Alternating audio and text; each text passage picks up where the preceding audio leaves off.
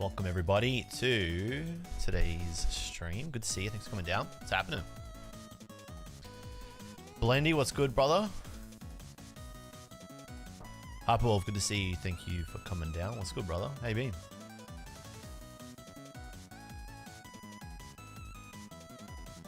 Just got a new TA job. Congratulations, Kygus. I don't know what TA stands for. Couldn't tell you. Couldn't tell you. Patty G, what's good, Patty? Hey, Patty, we gotta catch up, brother. We gotta talk giveaway. Planning to run that sometime next week with probably a pack opening stream, because I feel like that's a good vibe.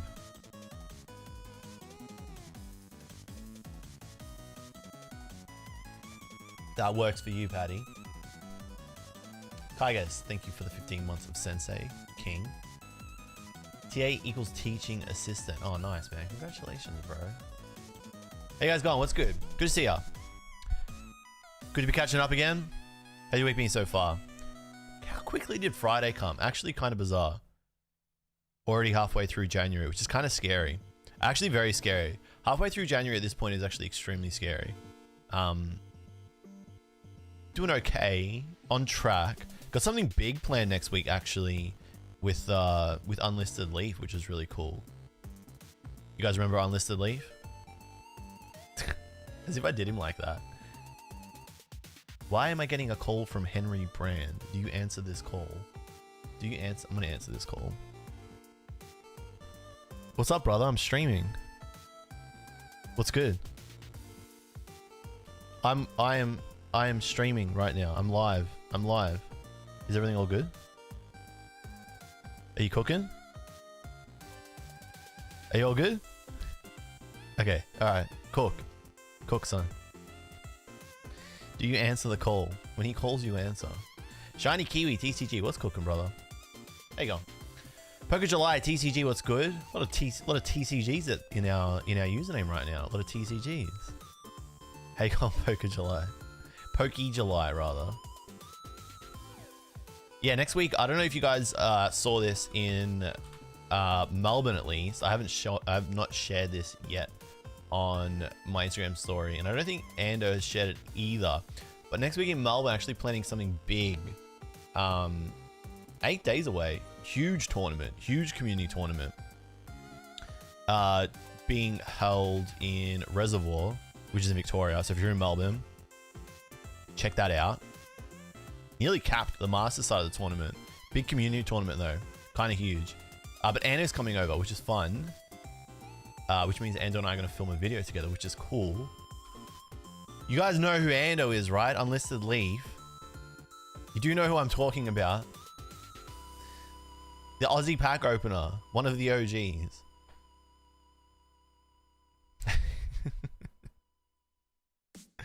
Do a live stream together? Ooh, I don't know if we could do that. Maybe. We should actually, if time permits, I'll talk to him about it. If we did a live stream together, what are we opening though? Like, what are we actually opening? It's got to be heat. You can't half-ass a live stream with okJLUV would make it happen. That's exactly how you get anybody to do what you want. You just say, old X would do it. That's just, it's a cheat. It's cheating, Kygus, when you do that.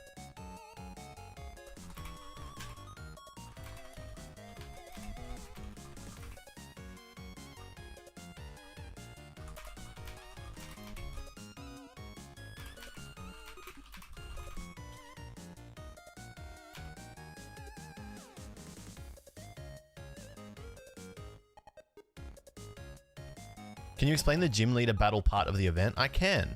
Oh, Boompa Loompa is attending.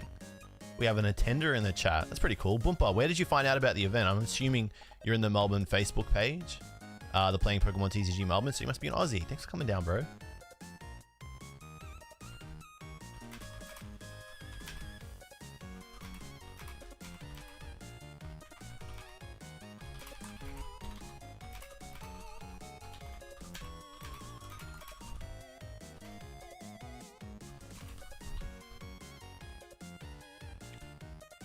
Oh, it's Bailey. Oh, what's good, Bailey? Thanks for coming down, brother. So...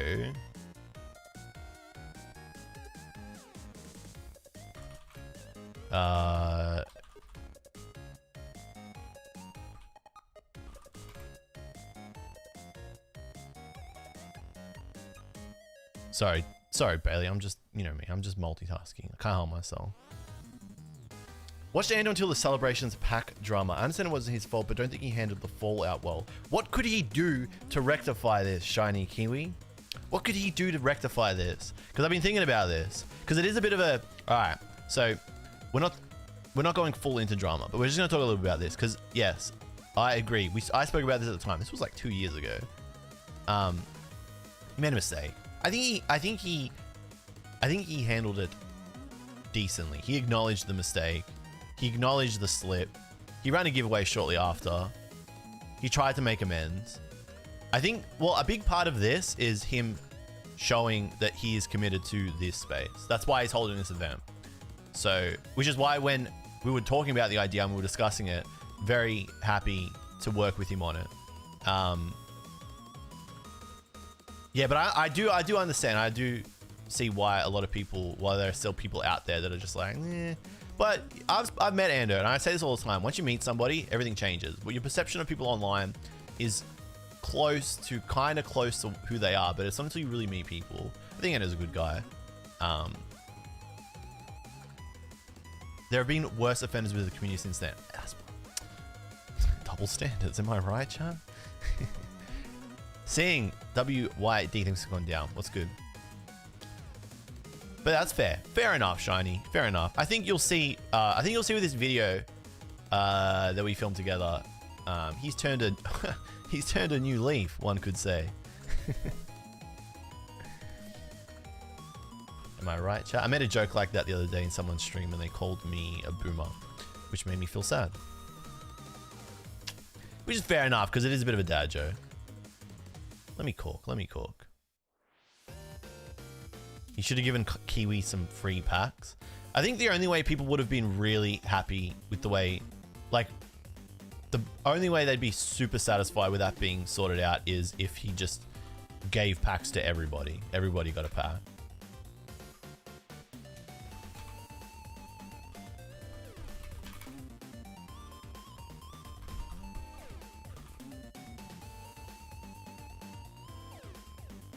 JLove like the old sensei in the redemption arc of an anime for Ando. That's basically what, that's the angle. That is the actual angle. Sleepy dude, how am I feeling about the A-spec cards? The big problem with A-spec cards is that only one of them is significantly better than all the other ones. So it's making it really hard to care about every A-spec that comes out subsequently after the... Pussio. I don't even know what its name is. It's like the catcher that's like... These nuts. Have a nice day. Gust up and switch your active with one of your bench Pokemon. Well, they're calling Guzma, but an item. Guzma is the supporter who used to do that. So it's like something catcher. It's like Ultra. I'm gonna shit up catcher. And it bosses up one of your opponent's Pokemon, or Gust. Gust is the correct term. And then you get to switch one of your benched into your active, which is insane for an item card, because it means you can do what typically a supporter has to do at any point of the game differently to counter catcher, which only works when you're behind, and play a supporter in the same turn, which is wild. Package, how does Zard teach me, please? I'll try. I'm gonna try. I'm gonna try a package. Thanks for the resub, King. Thanks for 13 months.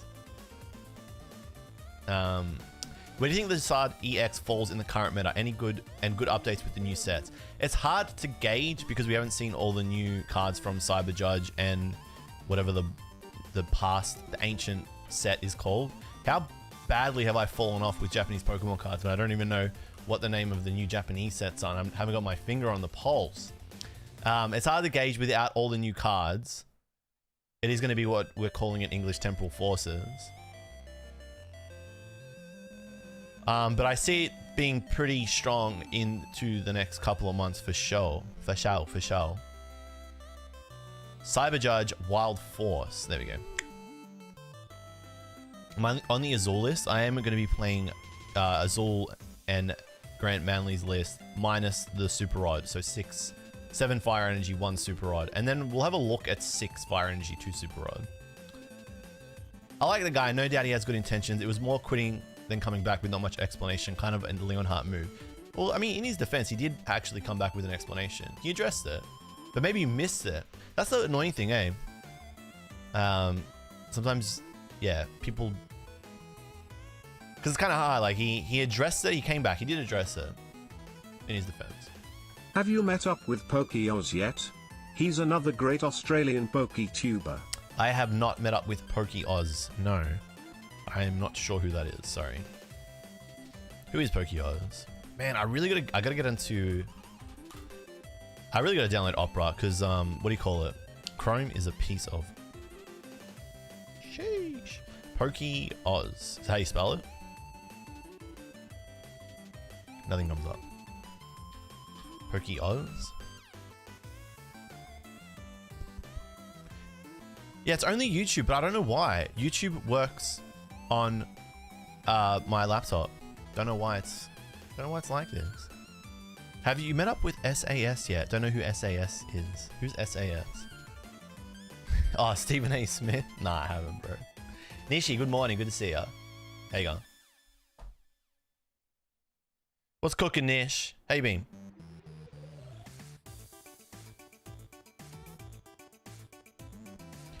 One thing that I'm kind of trying to work out and find the balance of right now is like what we are streaming and when we are streaming. I really want to get into like, and I think maybe that is the answer. It's like a proper schedule. It's like Monday is this, Wednesday is this, Friday is this. So it's like, you know that on Monday, the stream is going to be this. On Wednesday, the stream is going to be this. On Friday, the stream is going to be this. Because I know at the moment it's a bit wonky. Because of all the different types of streams that I'm streaming. Whether it's a Japanese Pokemon card investment stream, or it's a mail day stream, or a pack opening stream, or a TCG live stream. Pussio, My Little Pickle, Kombucha, D's Nuts. Have a nice day. So I think a schedule would help that. Probably help you guys too. Monthly market, or is that February? I think the thing with market streams is that you can't overdo them. If you do them once every week, it's ridiculous. Mitchie, my king, thank you for 17 months in a row, you boss. Thanks for the Prime. Hey, where are the Primers at? If you're watching over at Twitch, link your Amazon Prime, gift a Prime, or give your Prime to any of your favorite streamers once per month for free. For free. Don't let it sit there. Don't let it be wasted. Do it for free. Thank you, Mitchie, for the Prime. But yeah, I think a schedule would help, but it's hard to do like investment streams all the time. Like, what are you supposed to do every week? Hey guys, every week. It's the next week. Everything sucks still. It's a down period. Hey guys, I'm back again with another Japanese Pokemon card investment stream. We're still in a down period. Yep, we're still falling off. Hey guys, me again. Still can't get boxes. Still can't buy cards. Everything sucks. But I feel like once a month is good. Dirty 30? Whose birthday is it? What do you mean you can get boxes easy now? Hey guys, nothing's changed. Don't invest. Hobby in shambles. End stream, actually. I've actually got a very good idea for an investment stream. I think it needs Perry Melbourne to come to my house. Perry, would you come to my house?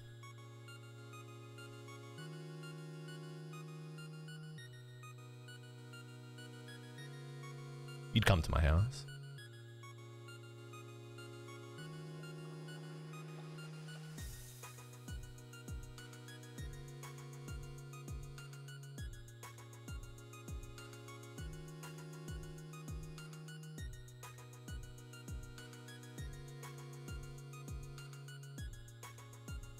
I actually wanted to do this stream last night for the Europeans.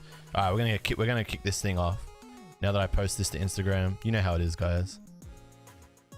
You know the deal. I'm not visiting until that Huntsman is gone. Pussio, My Little Pickle, It actually popped Kombucha, up. It appeared again last night. Have a nice day. Blendy, my king, thank you for 30 months. That's a long ass time. Thank you for 30 months of Prime. 30 months in a row is based. You're a king. Yeah, actually, 30 months in a row is based. Thank you for the Prime, king. boss. You want my money again? No, no, no. This would be you'd have to buckle in for 2 hours. I'd need you for at least 2 hours. I need the drama. I'd need the drama kid in you. The arts student in you would need to come out. I know that wolf is still inside you. Can we get an hourly market updates, please? Weekly isn't often enough. I mean, let me just do a quick check, right? I will check right now for you guys. We'll do the investment stream right now. All right. Let's check the all ordinaries.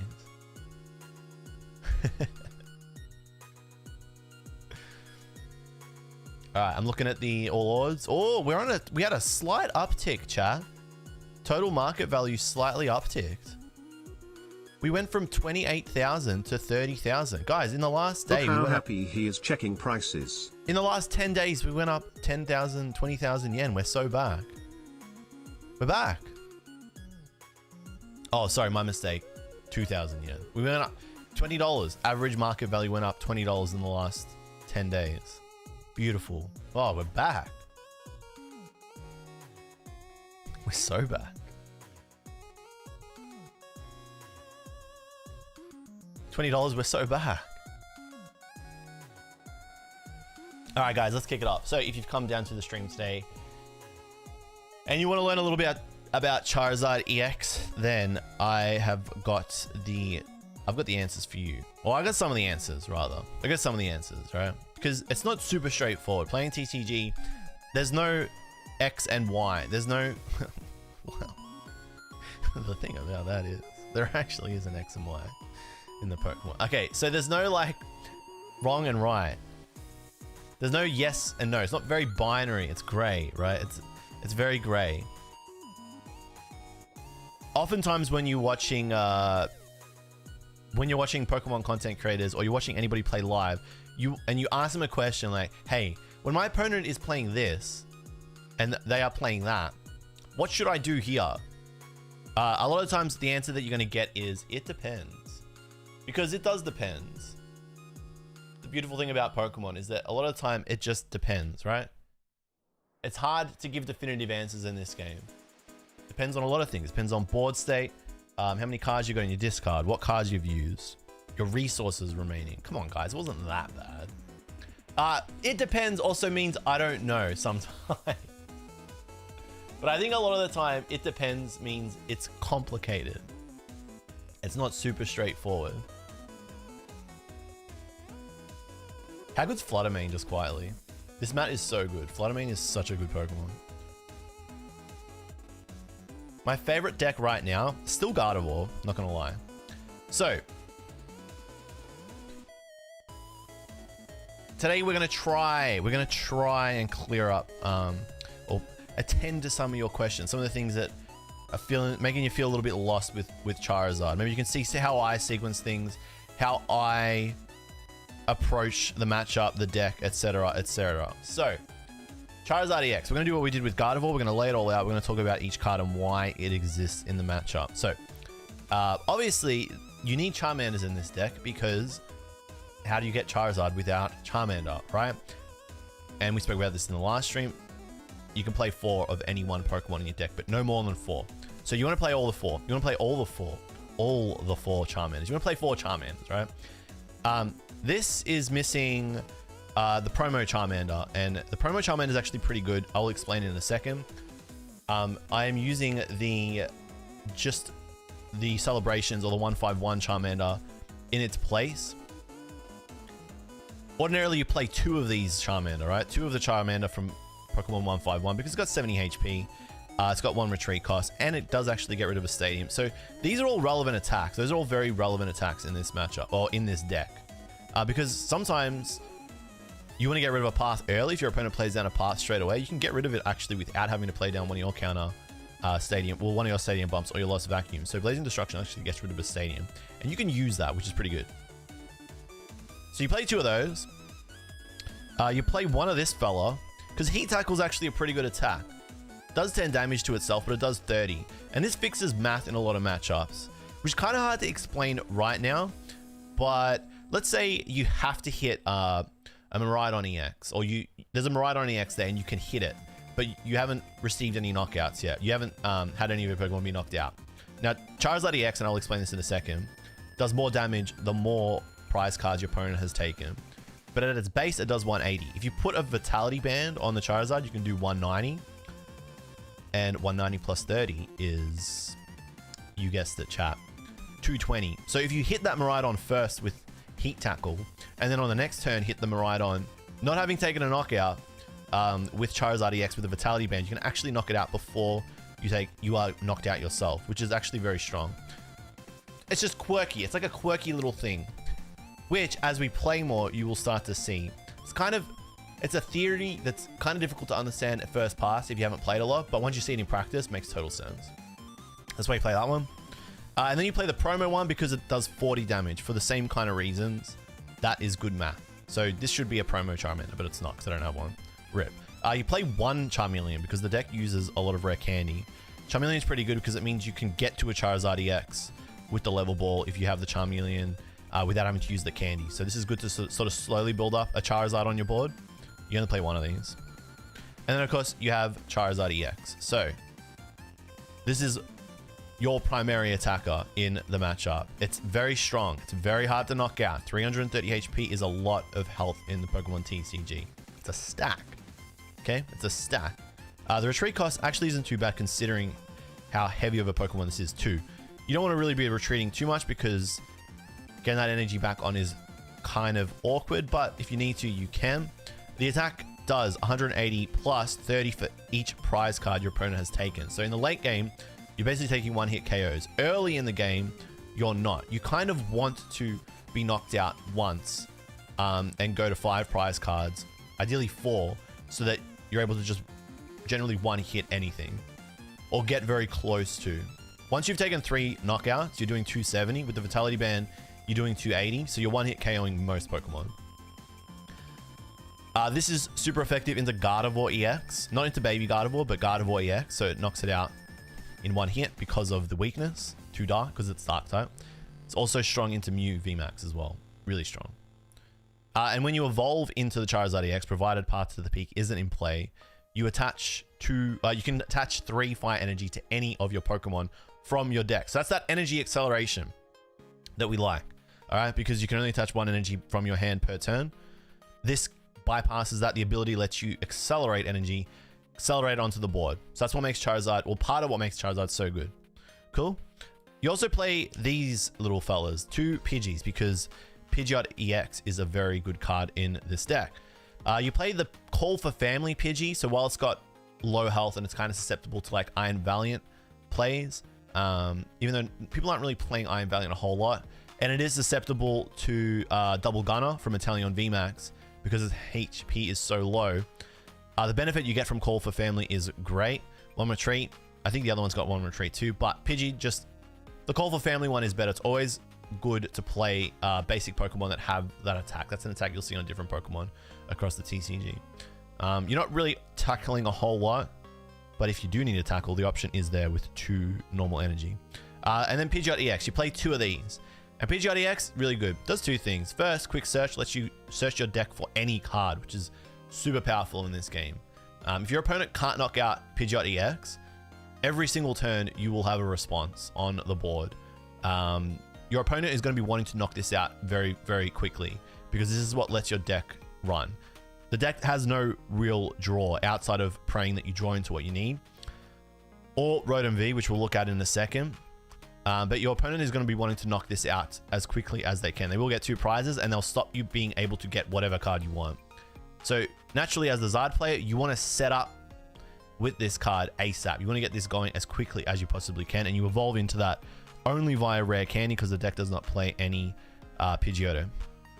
It's also got free retreat, so sometimes when you get knocked out, well, almost always, you should promote into Pidgeot EX because it functions as a pivot, because you can retreat for free. So you can, depending on what you draw on that turn, then retreat into the relevant attacker rather than having that feel like you have to just guess correctly straight away and promote the Pokemon you think you're going to attack with or respond with on that turn.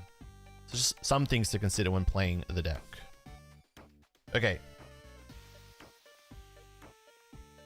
Then you've got Manaphy, which again just exists purely to protect your bench from Red Greninja plays, and G-Max Overflow from Rapid Strike Urshifu VMAX.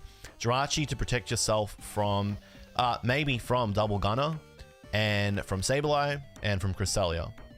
So this, unfortunately, you have to play 2 bench protectors now, which is kind of annoying. Or you don't have to, but I think every Zard, do you have to? I don't know. Do you have to? Why do you have to do anything? You don't have to do anything. You can do whatever you want, really. Celebrations Mew, you use this as the sack. So the sack is the Pokemon that gets knocked out, that you just are like happy to let get knocked out. So a lot of times when you end your first turn, you'll just leave Mew in the active. If it gets knocked out, that's a good thing, because now your Charizard EX is doing 210 damage. So you're okay with this getting knocked out. You're okay with Jirachi being left in the active if Jirachi is not relevant in the matchup and you start it. You're okay with these Pokemon getting knocked out because they then activate part of your deck, right?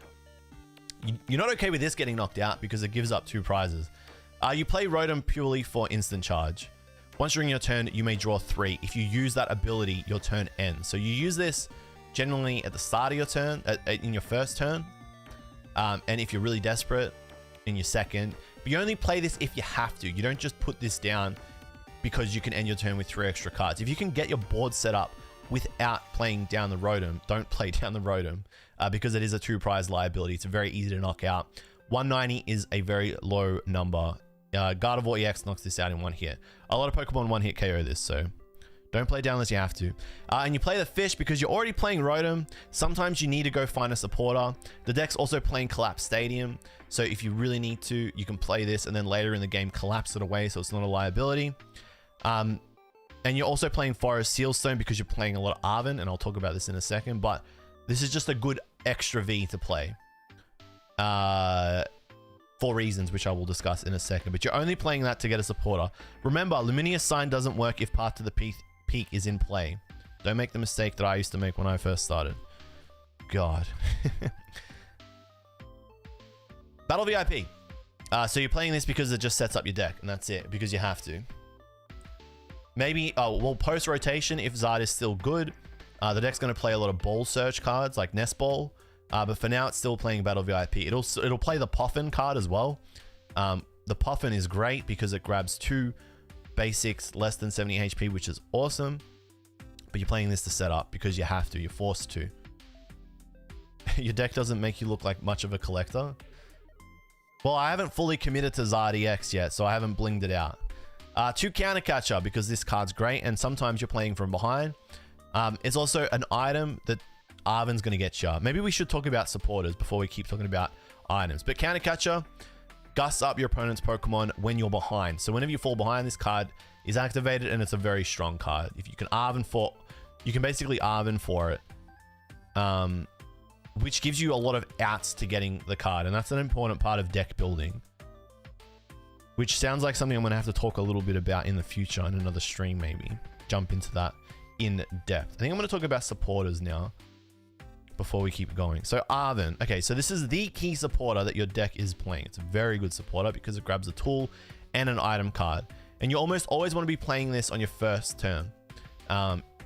Ideally, you don't play it unless you have to, but like you want to start with the Battle VIP in hand. But if you see Arven, you're usually gaming. And that's why you want to go second a lot in this deck, because you can only play a supporter on your first turn going second. So Arven grabs a tool and an item card, which lets you do a lot of different things. If you've started if you've got Rotom in play, on your second turn, Arven basically guarantees you Pidgeot EX or Charizard EX because you can grab the Rare Candy, the Forest Sealstone. The Forest Sealstone can get you the Ultra Ball. The Ultra Ball can thin your deck, get you the EX that you want to candy into, and you're gaming.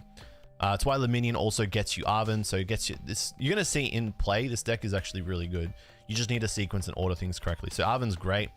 You play 1 Research, and I haven't fully, truly worked out that myself. We'll work that out as we play the deck more.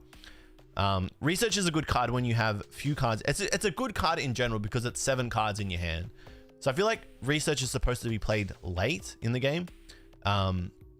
If you have a very empty hand or you've just been Iono'd, and you draw into Ultra Ball, then I guess you draw into 7 new cards if you haven't played the Luminion yet. So we'll see. We'll see the full worth of research. I haven't, like, I didn't play Pokemon before cards like Iono, Marnie, just like the general cards like Judge and stuff like that. I didn't, well, yeah, I'd just been around for a while. I guess I didn't play the format when research was the only good support draw card. So I don't fully appreciate the value of it the way older players do or long-term players do.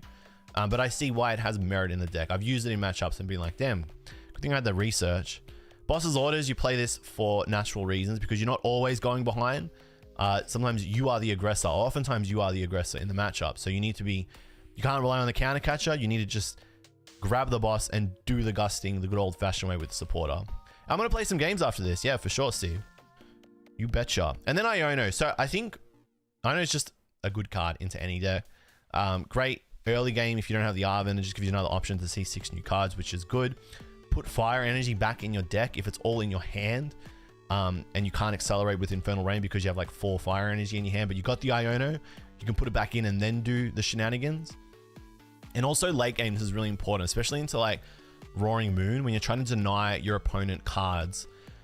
You're trying to deny them their last 2 prize cards. You're going to make it hard for them by giving them as few options as possible. Iono is really important. And being able to just go and get Iono on demand with Pidgeot and Quick Search is just very strong. So I find Iono like critical in matchups like Roaring Moon. Any deck where your opponent has a lot of cards in hand. Giratina as well.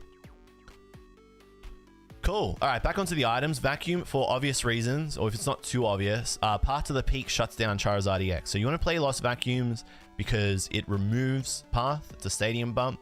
Removes tools as well, which can sometimes be annoying, like Bravery Charm into Miraidon and Snorlax. Just generally a solid card. So you're not trying to get cards in your Lost Zone with this card.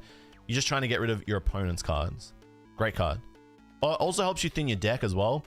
And if you're playing against Snorlax, you can Lost Zone Pokemon like Manaphy, Jirachi, etc. that you don't want on the board. Super Rod, the version I'm playing is just playing the 1. As we play more games, if I feel like I want to try out the 2 Rod version, I will. But at the moment, I'm just playing the 1 Rod. This puts a combination of 3 basic energy and Pokemon back into your deck. You got to shuffle your deck after you play this. So you're doing this to put Pokemon back in that may have been knocked out or you've been forced to discard with Ultra Ball, which is in the deck. Great card. Good card for that reason. I know Azul's list is playing 2, but the list I'm running is just 1. Switch, because sometimes you want to get rid of a Pokemon that's stuck in the active easily. Switch lets you do that without having to remove any energy off your Pokemon, so that's a great card. And you can get it with Arven. So Arven in your hand means you got to switch out. What's going on, Stevie? Good to see you, buddy. Level Wall. This grabs you Manaphy, Jirachi, or Mew, or Charmeleon or Charmander. Oftentimes it's grabbing you Charmeleon in the mid game. And again, because it's an item, Arven can get it, which means you can go and get that Pokemon. I'd like more Level Ball in this deck, but you can't fit everything in it. And I don't know whether you really need it. You can...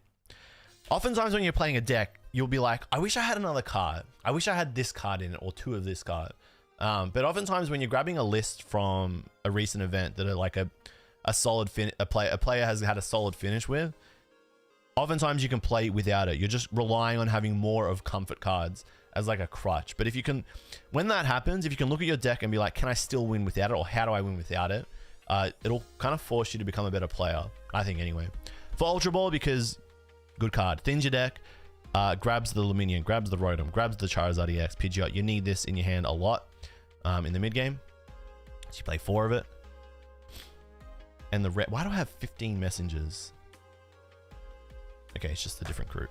And 4 Rare Candy, because this is how you evolve those Charizards. This is how you evolve those Pidgeots.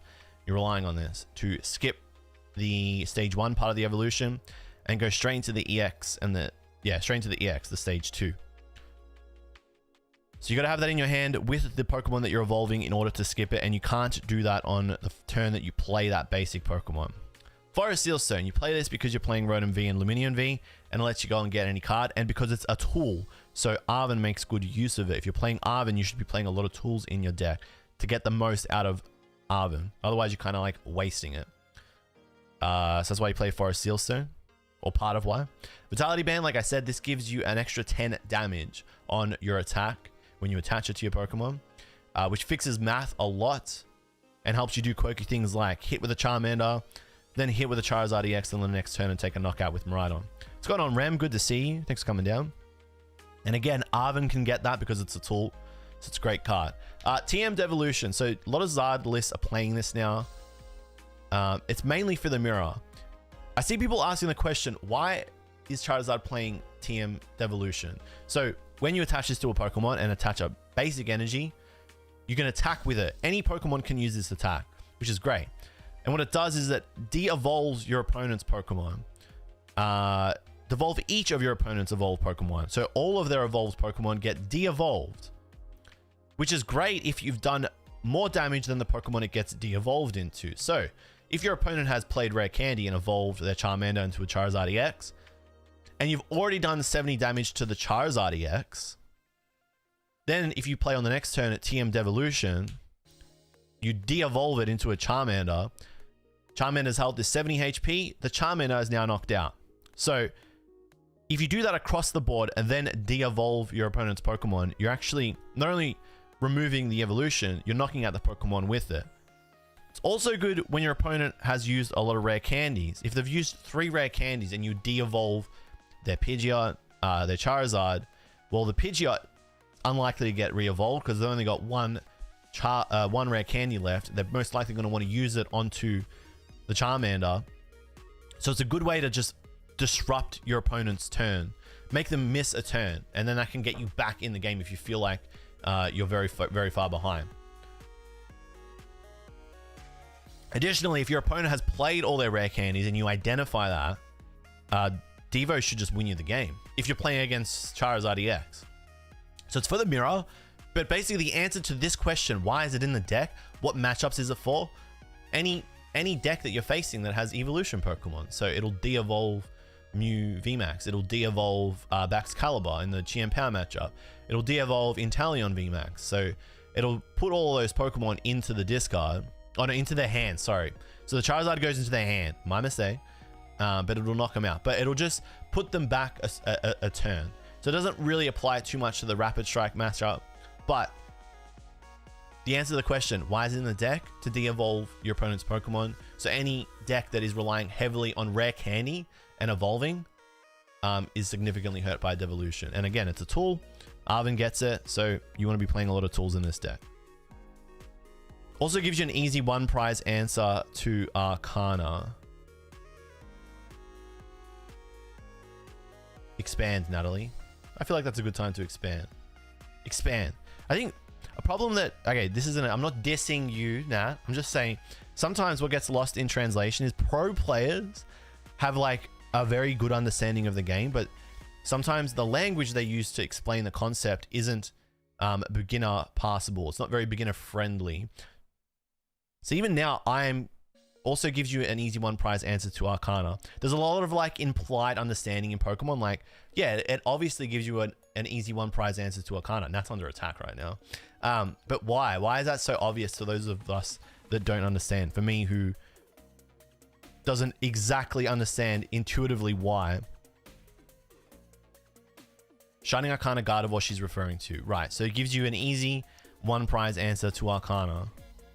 That's assuming you've put damage on the Arcana. I mean, I'm like, how is that an easy 1 prize answer? So it goes into Ralts, or it goes into Curlier. But how have you put 80 HP damage on it? Have you put 80 damage on it to knock it out? I don't know. Oh yeah, because Arcana Guardi damages itself. There you go. See what I mean? It just, and I play Gardevoir a lot, but that's not intuitive to me, which is crazy. I must be so stupid. Or it's a bit and he's doing this to make himself relatable and teach you guys at the same time. Which one is it? We're never going to know now. The beauty of streaming. So this is the list that we're going to be playing today. That gives you a very quick rundown of how the list works, why all the cards are in it. So that there's no like, why is this card there? What is that card doing? What's its purpose? Oh, I didn't talk about any of the stadiums. So we should talk about them very quickly. Artisan, Stadium Bump gets rid of parts of the peak, but also puts basic Pokemon that aren't EX or V onto your board. Very good card in the early game, especially if you haven't seen those Ultra Balls, the Battle VIPs, you just haven't got any basic Pokemon on the board. So it bumps Path, which is what you're going to be wanting to doing a lot, because Path shuts your deck down and gives you Pokemon. Lost City, because if you can knock out Shining Arcana Gardevoir as, oh well, Devo doesn't do it, but if you can knock out 2 of your opponent's Shining Arcana Gardevoir, then they're going to really struggle to knock you out the rest of the game without Zacian. But just in general, when you knock out Pokemon while this is in play, they go into your opponent's lost zone, not into their discard. So this makes... Yeah, when this card's in play, it's actually very painful. So Lost City is a great card, because having your attackers go into the lost zone and then you having no way to get your attackers back is brutal.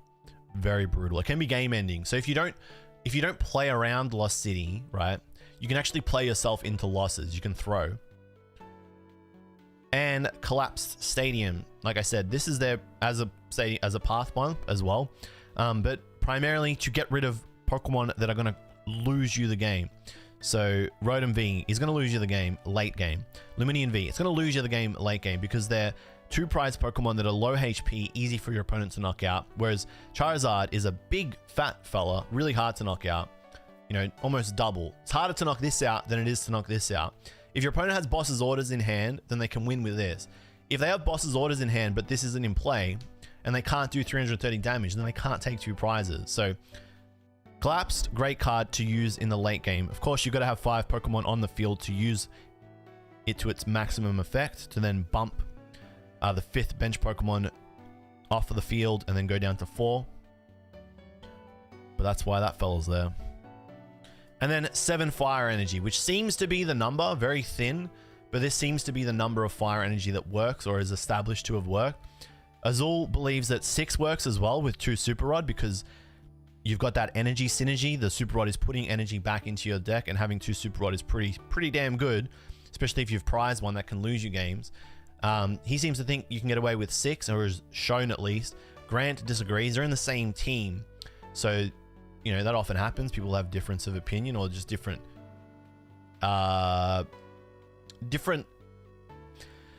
outlook of the meta, I guess. The same. Okay, so like, interesting. Why do Grant and Azul disagree on the 6 and 7 and the 2 and 1 Rod? I don't know. The best people to ask is Azul and Grant. Azul's probably spoken about during his stream, but if it worked for Azul, it means it does work to some capacity. You just maybe have to play the game differently. I don't know. Should go and look through Azul's stream and see what he feels about that. Nat says, the Guardian deck can use Mirage Step, and then the Curliers are put directly into play, and they can't be devolved. Yes. So devolve doesn't work against the Curliers that have been stepped out. She's learning. okJLUV. My finger's good. Almost getting better. It's going to stay in this for another 4 weeks, I think. Alrighty. So that's the deck. That's the deck that we're going to be playing today. Let's jump into some live. If you got any questions, shoot. Let me know. Otherwise, let's get into it, eh? Thanks for coming down, Nat. Good to have you in the chat. Pussio, My Little Pickle, Kombucha, D's Nuts. Have a nice day.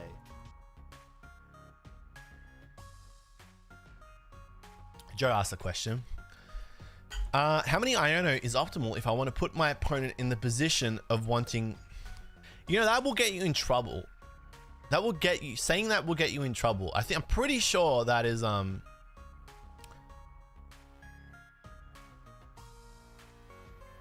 Yeah, I don't know, Joe. I feel like that's a step too far, bro. You're gonna get yourself put on a list. The banned list. My finger is feeling better. Doesn't hurt, just in that splint. Stuck in this for another few weeks.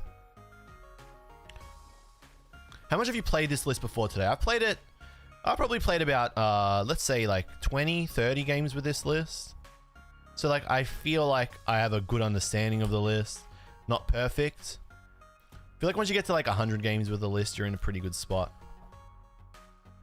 I see, it needs work. Yeah, you gotta work on that one. I don't know, I think the issue with that is that I'm not getting into this. I'm gonna make a decision. Last time I talked about a controversial topic, I got in big trouble. If I speak, I'm in big trouble, and I don't want to be in big trouble. So I prefer not to speak. All right. Alrighty. It's gamer time. Imagine if there was something crazy underneath my desk there. Okay, I've come prepared. This is the list. What can I collect? I think my PTCG Live Eco is like insanely stacked right now. I don't think I'm ever gonna run out of economy. I don't think I'm ever gonna run out of like currency in this game. So crazy. Oh, I don't want to reset anything.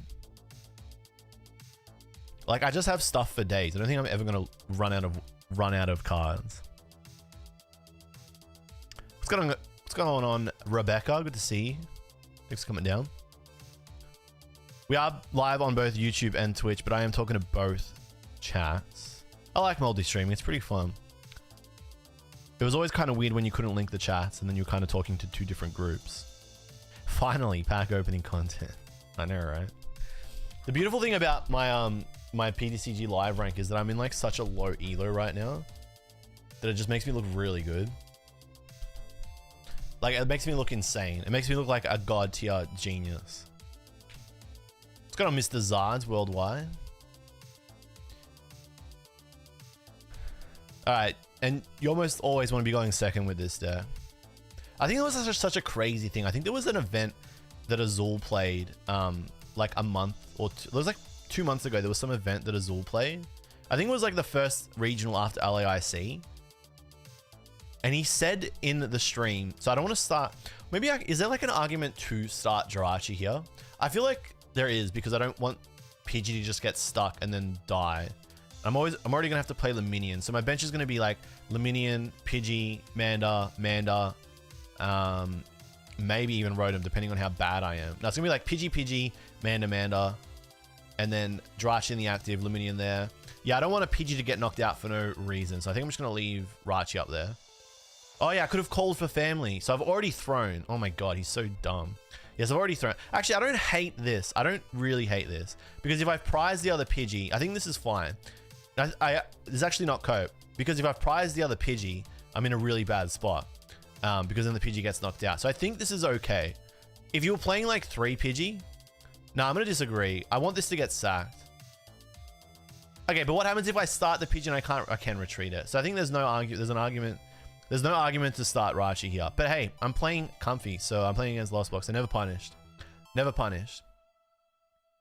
Yeah, I can retreat it. But never punished.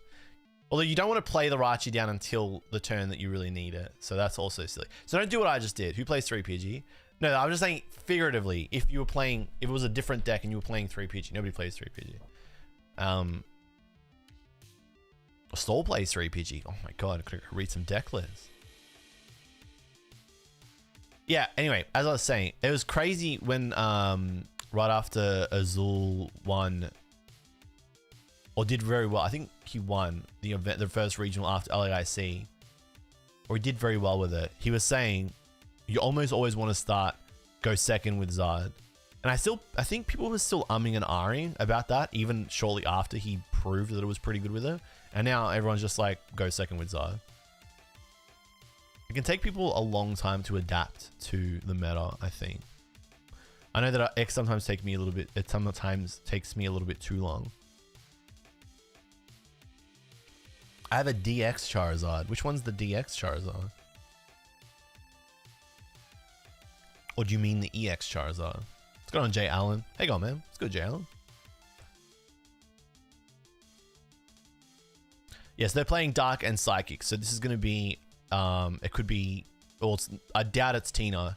It's most likely Turbo Moon. Turbo Lost Box with Moon. So I don't think I'm getting punished for... I think I am getting punished because I could have just attacked with Call for Family, gotten Pidgey down, Mana down, Pidgey down, another Mana down, and then have this Luminium. So we're going to have to collapse this a little bit later. But for now, I'm going to have to go and grab that Arven. So just grab the Arven. It's actually difficult to play live. Versus tabletop. I feel like playing tabletop is so much easier. Prized 1 Manda. Prized.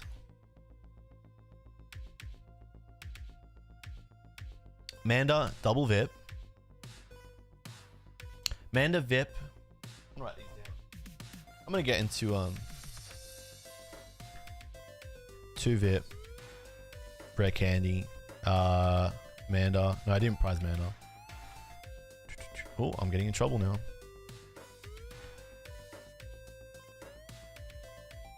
Grab the Arvin. Shush. What did we prize? We prized 2 VIP. We prized the candy. We prized a Forest Sealstone. Prized the Forest Sealstone. And probably prized a couple of supporters. DM Evo's. Team Evo's not going to do a whole lot for us, but we'll grab it anyway just to thin the deck a little bit. And which Pokemon did we prize? No, we prized 1 Manda. So our 5th prize is probably supporter. What is it? 5th prize. It's an Arvin. We prize an Arvin. Cool.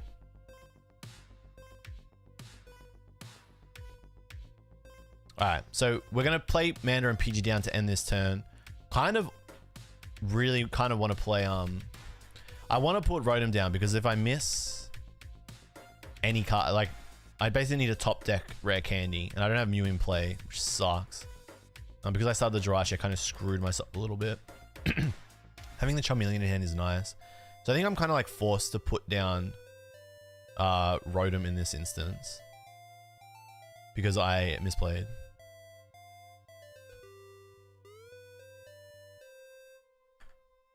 Did I? I mean, this is the whole reason why I'm practicing the deck properly, to fully work out what isn't going to cost me games. Because now I've got Rotom on deck and Luminion, which is pretty ordinary. Which means I'm gonna have to Iono my opponent a lot late game to avoid them having what they need. But I do feel like I'm kind of forced to, unless I grab Mew. Like I can kind of just grab Mew, retreat. Probably doesn't hurt me as much. I think I'm gonna do that. I'm gonna play that. I'm gonna play because Luminion's there, which is kind of ordinary. I'm gonna play it this way.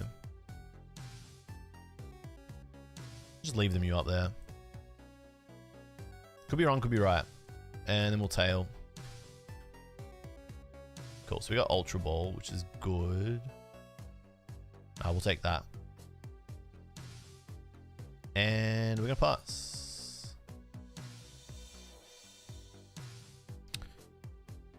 I'm gonna play just Charizard EX today.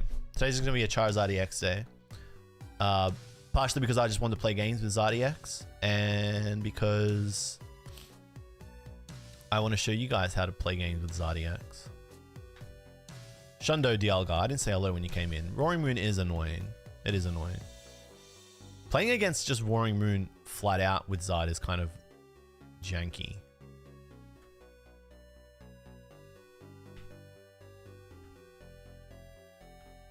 Prize 2 VIP, rare candy, Manda, and a Forest Sealstone. Alright, I haven't actually played a lot of this deck. Okay, so we're getting... Like, I'm fine giving you the Rachi.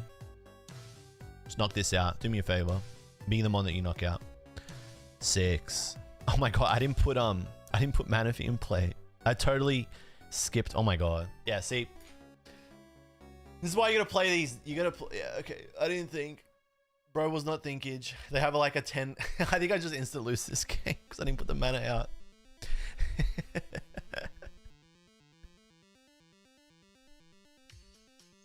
This is why you do it.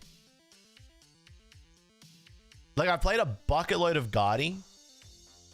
I would never do this against Guardy. I've not played enough Moon, and it's so insane. It's so insane how you can play the game for so long, but just make stupid oversights like this when you haven't been playing every day. I'm in basically play every day mode. Are they ever like a Switch? They don't have it. If they don't have it, that's actually insane. Never punished. Yeah, they got it. Okay, cool.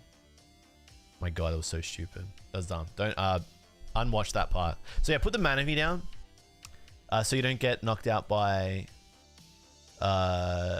you don't lose both your Charmanders to Moonlight Shuriken. After he explains why the mana's in the deck. My problem as a player is I have all the information or a lot of the information in my head, but I never I'm not flawless at putting it into practice, which is crazy. But that's just the me problem across any field. Like anything I do, I have like a lot of knowledge. I'm good at like learning things quickly and like learning a lot of things very quickly. But on the day or in the moment that it matters, whether I execute or not is a coin flip, literally. When's the next set card rotation? April. The next set is March, I believe. Temporal Forces. It's my biggest problem as just a person. Going first is kind of booty. Yeah, I definitely need to just... But like, what does Call for Family get you there? Pidgey stays alive. I drew into Amanda. I call for family for a Manaphy, and I mean, I get the Luminion down anyway. Now I'm forced to start the Rachi. Lotto, April 4th is rotation. I'm trying to win, Rebecca. I'm trying. I'm doing my best. This is a terrible first turn if I don't top deck into like a VIP or something. Let's see. I will go first. Oh, it's not too bad. We can miss some turns. I actually haven't played... Well, I've started Jirachi, which is hilarious. This is great. So, Zard into stall. I've actually never played this. I've never played Zard straight into stall. See what happens. Let's just see what happens. Rip. Do you even play like the Pidgey? Is this just like a terrible matchup? You just like you don't play. There's just no way you can play the Pidgey. You have one switch. You have one way to avoid this. You just gotta... I've never played this before, so I'm just gonna roll it this way.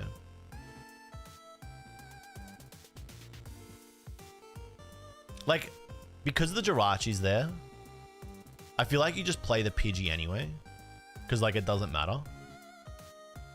You know what I'm saying? Like I feel like it just doesn't matter. Alright, in my head, I'm like, it doesn't matter. Whether it's Pidgey or Pidgeot, whether it's Pidgeot or Jirachi, if they just want to boss up whatever, they're going to boss it up. Both are bad.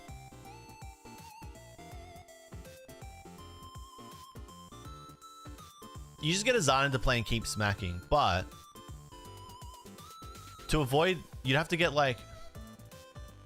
You have to get like 4 Mander in play. You just can't.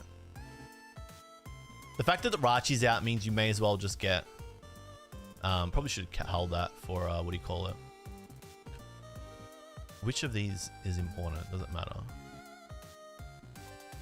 Probably being able to like heat tackle is pretty good.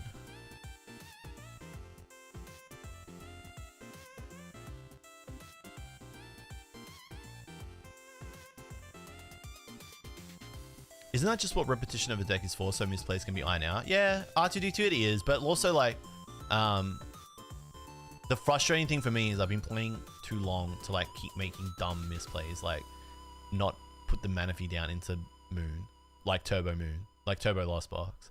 It's like just really stupid. Like,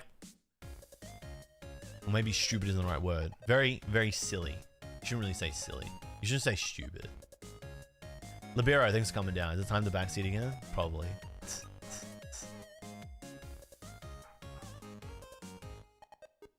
JP from the areas, what's good? Rip a quick booster pack. We're not pack opening today, man. Sorry, dude. Sorry, buddy. Thanks for coming down though from Ando's stream.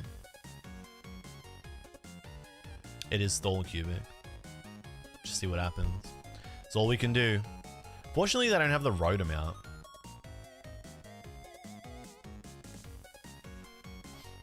So that's pretty good.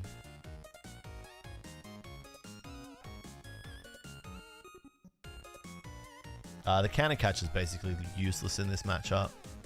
So what are we going to grab? We're going to grab Ultra Ball. We have like one shot with the switch, and then we have to keep finding boss's orders. But we're not one hit KOing, which is so annoying because of Bravery Charm. So this is very winnable. What tool do I want? The tool that I want is probably Vitband. But no, I'm gonna want to. I'm Ultra Balling this turn, so.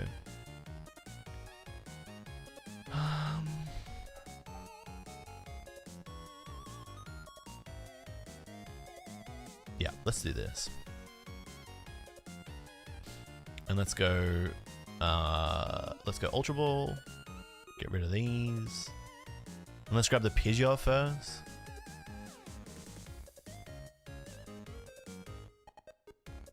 Almost feel like I want instant charge, but now that I have Pidgeot, I'm kind of like whatever, because it's not getting knocked down, so I have access to anything I want during my turn. And do I just like slowly build up to this? Do I like candy for it? I almost feel like I like grab the Charmeleon, right? Or do I start getting okay, because I can. So how many Arvins have we got? We've got 3 Arvins. Like, what's the best way to play this? Almost like the next turn I want to research. Yeah, I think definitely the next turn I want to research. I just want to get like a Mandria, get another attack. I don't think it matters. I think you're relying just on like one Charizard EX this whole game. I think I'm just gonna do this. Don't play too passive. Yeah, okay. And what am I doing? I am gonna switch on the next turn. I'm probably gonna want to switch and then hold the bosses, but because I've got 3 bosses ordered, so it's gonna be really tough. 3 bosses orders means I get 3 turns where I can retreat and attack. The switch gives me a 4th turn where I can switch and then attack, but I'm not taking 1-hit KO. So over 4 turns, I'm probably going to get like 2 KOs, which isn't the best. It's going to go from 6 to 4. Avery's, okay, yeah, okay. What are you bossing here? On this turn right now, I'm not bossing anything. Oh, but yeah, I'm not bossing anything because, oh my god, I just realized. They haven't put the Rotom in. Yeah, that's hilarious. And they just don't play Rotom here, do they? They just absolutely don't play Rotom here, do they?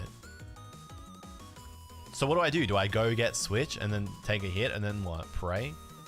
That's crazy, man. That is so crazy. That's actually insane.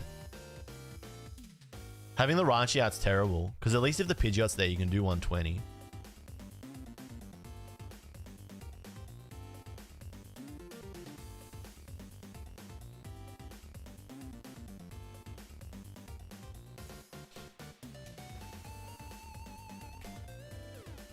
You check to see if they have the boss in hand, and then you go have a lunch break.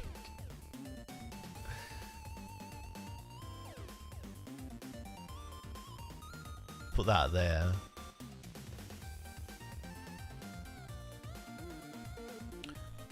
Put this here. Like, I kind of want to be going for 3 Mandarin play, right? But this leaves me with like only 3 energy left in the deck, but we're doing it anyway. So we want to get this research now, right? Get 7 cards in our hands. And then hopefully get like 3 Mander on the board. And then a Collapse Stadium. So we got none, which sucks. We don't want to put the minion out.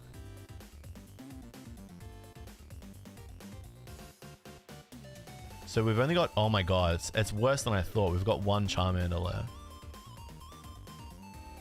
But we'll slowly get him. And we've prize Collapse too. So this is like nightmare scenario. And there's only 2 fire energy left. This is really bad. And this mana can't do any damage outside of the 30. So this Jirachi is just like not going anywhere. Jirachi's not going anywhere.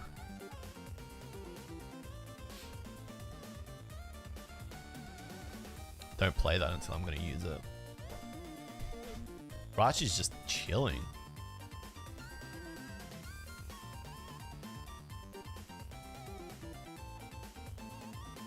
Come on, big fella. Play a V. Play down a V, Pokemon. Oh, that sucks. Damn, if Switch is on the top, it's Jova. Misfortune Sisters lets you look at the top 5 cards your opponent's deck and discard any number of items they see there. And fortunately, Switch was not there, which is good. Unfortunately, we only have one.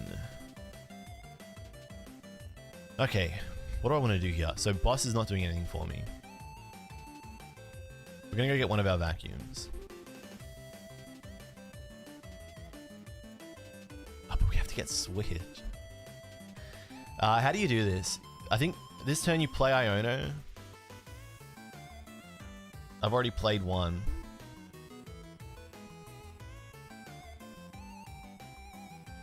I think I have to get the vacuum. Oh, fuck. I timed out. Well, I made a mistake. Didn't realize the clock was running. I think that turn I was supposed to grab vacuum.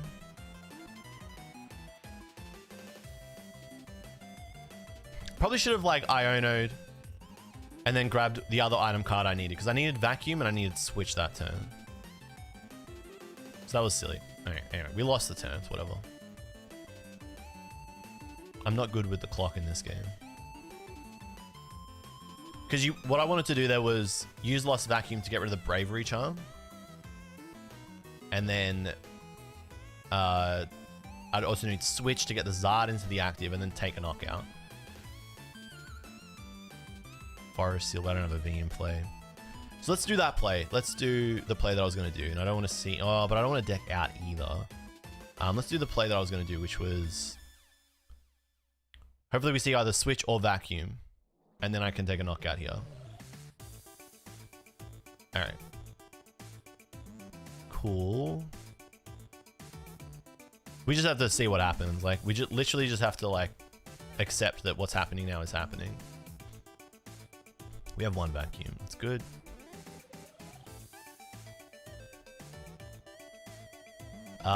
We are not going to use... Oh, we fucking use Artisan because there's no more mana in the deck. So I think we just play Lost City. We get rid of the Rotom. Take that off. Whoop, didn't even take it off.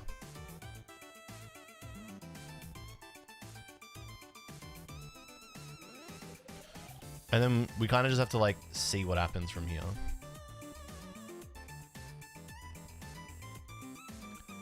Hopefully they don't have a boss or a catcher in their hand, but I got a pretty strong feeling that they do. So there's the Collapse, which would be really good if we had the other two mana on the field and then they missed this turn.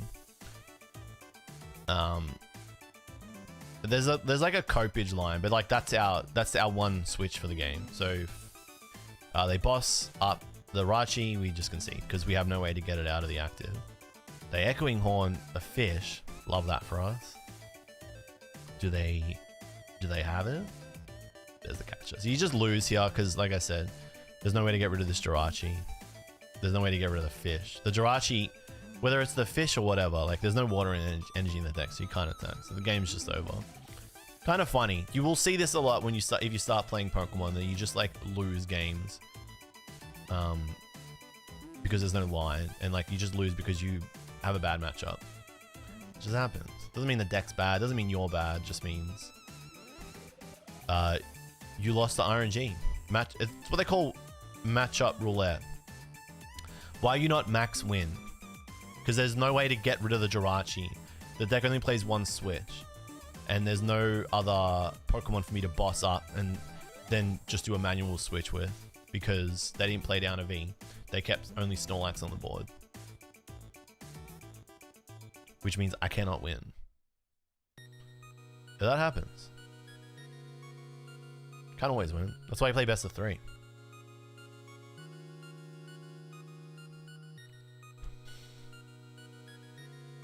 You're not max winning, not a good alter ego.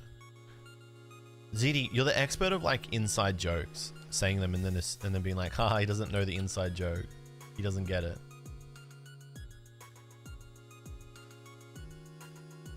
I guess the good thing about Zard into Snorlax is that after game 1, game 2, you're gonna very quickly realize or know whether you're gonna win or not. Gotta start the Pidge, which isn't that bad because of Call for Family, which is good. Dondozo. Oh my gosh, what are we playing? I've not played against this. I don't know what this is. I haven't looked at the deck list. I don't know what this is. I'm gonna find out.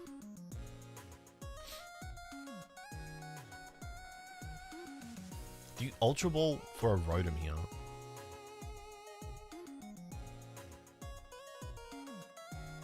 It's got cool Ultra Balls. Got old ones.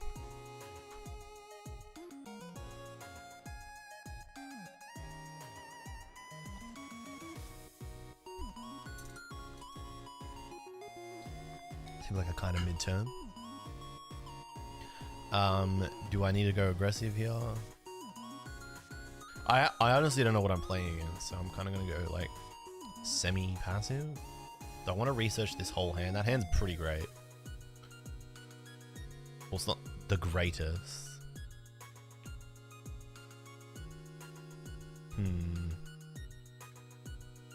What do we prize? We prize fish? Prize fish. We prize fish Arvin. Fish Arvin, 2 VIP.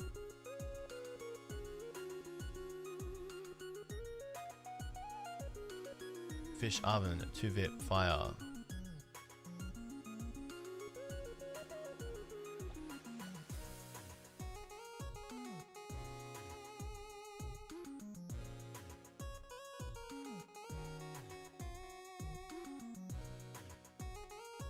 Do I kind of want to get... I'm just going to send it. I don't know what I'm playing, but I'm going to play as if I know.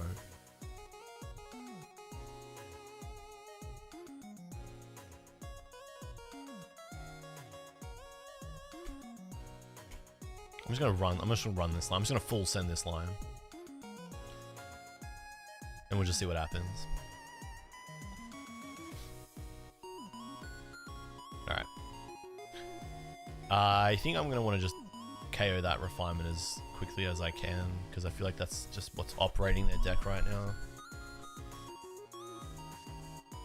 Alright, Tatsugiri. Curl up, does 30, put this Pokemon and all attached cards in hand. And the first attack for 1 water, miss and place. I don't know how to pronounce that. Search your deck for up to 2 basic energy cards and attach them to one of your Pokemon. Then shuffle your deck. Watching and learning to make the pivot for my Pokemon arc. You're a Hearthstone player, Jay Allen. Hearthstone is my game since 2014. I still make stupid mistakes, so I find it incredible you made worlds in your field so quickly. Thanks, man. It was not easy. I made a lot of mistakes. I still make a lot of mistakes, as you can see. How aggressive do I want to go here?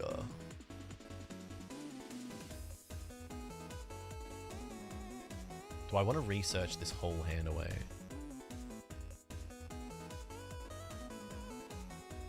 Like, I can get the Pidge.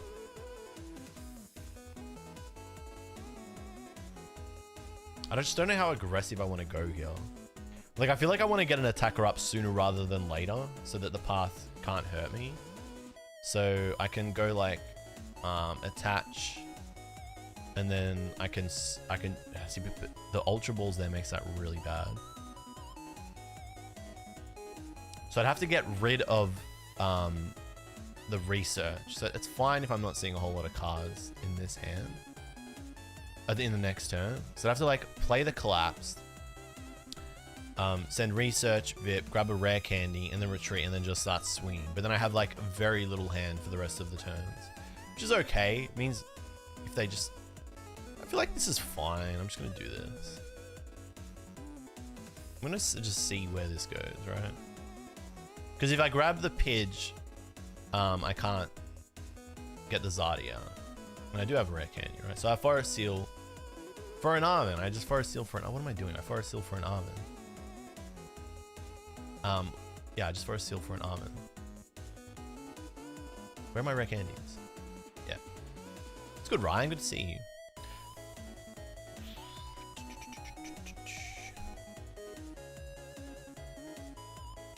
Start Alchemy for an Arvin. so that I get exactly what I need. Or maybe do I hold the Arvins? Arvin gets me what else? Thins my deck if I get the Devo out. Am I meant to hold the Arvin or do I send the Arvin? Because I want the Arvin next turn. So do I not get the Arvin? I feel like I don't get the Arvin to maximize my chance of drawing into Arvin. I feel like I don't get the Arvin. Let's just not get the Arvin. Let's do it this way.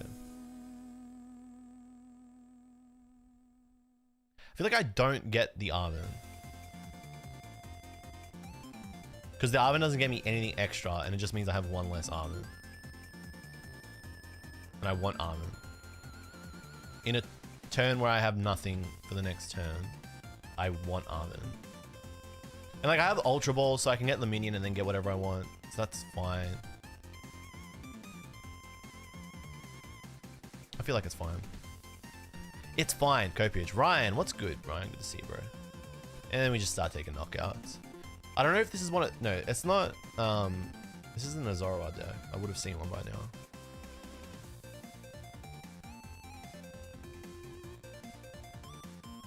There's a Thornton. I didn't see that get moved around in the field. I'm playing it. My starting hand is 4 VIP. You either love or hate to see that. See, now I just have like an attack the rest of the game. So it's like whatever. I can just keep attacking unless they like catch me or something. But I'm actually totally fine. Well, they just grab... Okay, so they want to grab a supporter now. So I think I definitely want to get rid of this Gallade. Dondozo. This attack does 50 for each Tatsugiri in your discard. Ah, so you're not supposed to knock out the Tatsugiri. Nice. Nice, man. Well, this is only max 200ing anyway, so...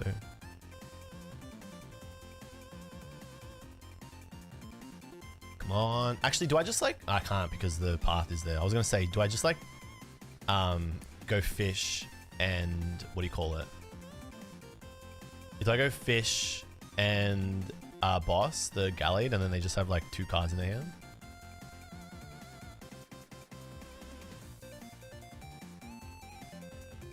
It's like $300 to $500 for a top deck right now, unfortunately. That's insane. I have the ST10 One Piece Ultimate Starter deck for One Piece. I have 2 of them. Can I make a semi-competitive deck? Or do I need to get like Sakazukis and stuff if I want to play like BDIF? This is One Piece. Okay, so they're gonna get a lot of cards over the rest of their turn. They got drawn now. So I can make a competitive deck with that deck.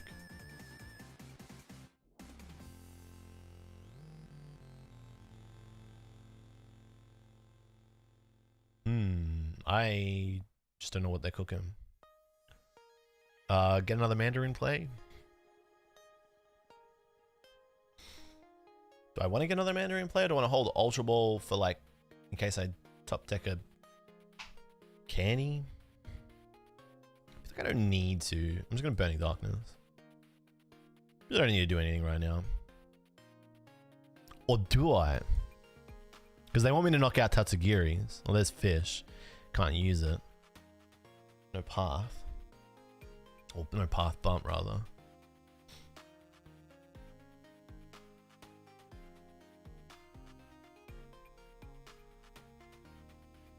Man, the one thing about YouTube streaming that I really dislike, I can't play... Well, I should not... Like, I shouldn't be playing DMCA. I should be playing DMCA free music anyway, but I can't play, like, Nintendo music. Because the Nintendo remix get... They get copyright struck, which sucks. And I'm so sick of you listening to... Do I have Spotify on this computer? Somebody said I can download... I can listen to Home. But then we have to listen to ads because I don't pay for Spotify. I pay for Apple Music. That's fine. I didn't like these 4 cards, so that's fine. Yeah, I missed the lo-fi Pokemon beats. You have a Super Duper Danny raid. That's crazy. Super Duper Danny. I didn't even get a notification for that. I had no heads up that that is happening. Do I not? How do I get a heads up that you are being raided by Super Duper Danny? Super Duper Danny, if you have raided me, thank you very much, Super Duper Danny. What's cooking? How you been? I just copped 180 to the Zard. Oh, I really need to get another Zard in play. Oh, that's bad. Well, I gotta deal with this Dondozo, but then another one comes out. This is awkward. Maybe I should have put that other Charmander in play. We just have to swing here. Super Duper Danny, thank you for the raid. Hey, being Danny, you good? You cooking? What'd you get up to today? Oh, another bummer of YouTube streaming. How do you shout out Super Duper Danny? Do you just link? You just link to her channel, don't you? Surely, you just link to her channel. You just do it. You have to do it the good old-fashioned way. What did I pick up off prizes there? Mew, unfortunate. Quite unfortunate. You just have to do it the old-fashioned way. Super Duper Danny, thank you for the raid. Guys, if you are not yet subscribed to Super Duper Danny, check out her channel there. But I'm sure you know her by now. I think raids on YouTube are a little sketch. They are. They're a bit awkward, aren't they, Prof Budget? Thanks for coming down. What'd you get up to in Super Duper Danny stream today? Just realized they had Vengeful Punch on. That had to go... Nah, that Dondozo had to go anyway because we get knocked out anyway, so we lose. We lose the Zard. They bossed the Rotom. I mean, oh, what? They have nothing. Oh, they got nothing. That's kind of good for us. Kind of bad that I don't have, what do you call it? A way to evolve this. I really need to see a supporter. I'm going to put the Mew down so that I've got a pivot for the next turn. Because I feel like that's important. And then we're just going to simply attach retreat and then knock out their attacker. Retreat. And then we just knock out the Dondozo. And we go to 2 and I feel like you can't really lose from here. Which energy is that? 2? Yeah, that's cool. Open Pokemon packs box break. What did you open up, Danny? Danny, thanks for coming down. Good to see you. Hey, Beam. Showing off the new cat. You got a new pet cat? Like, that's actually base. New cat in the family? Yeah, you just win that. Awkward deck. Look, I got nothing against Dondozo as a deck. I don't know why I'm wearing a kilt, by the way. I don't know why I left the kilt on my avatar. Nothing wrong with like playing tier 2, tier 3 fun decks. Let's call it fun deck. But you're gonna struggle to beat tier 1, like strong meta decks. But I think if you're playing that deck, you know that coming into that matchup, so that's fine. You knew your fate. You decided it. You just adopted her and she's a cutie patootie. What's her name, Danny? How fortunate for that cat. Nice new home. Adopting pets is so based. Our Labrador, who's now 14. Can you believe it? We adopted her when she was 10. She's still kicking. She's a fighter. Do you want to go first? No, I want to go second with Zard. Rafigi, that's such a good name. She's a Siamese ragdoll mix. I gotta look that up. What does that look like?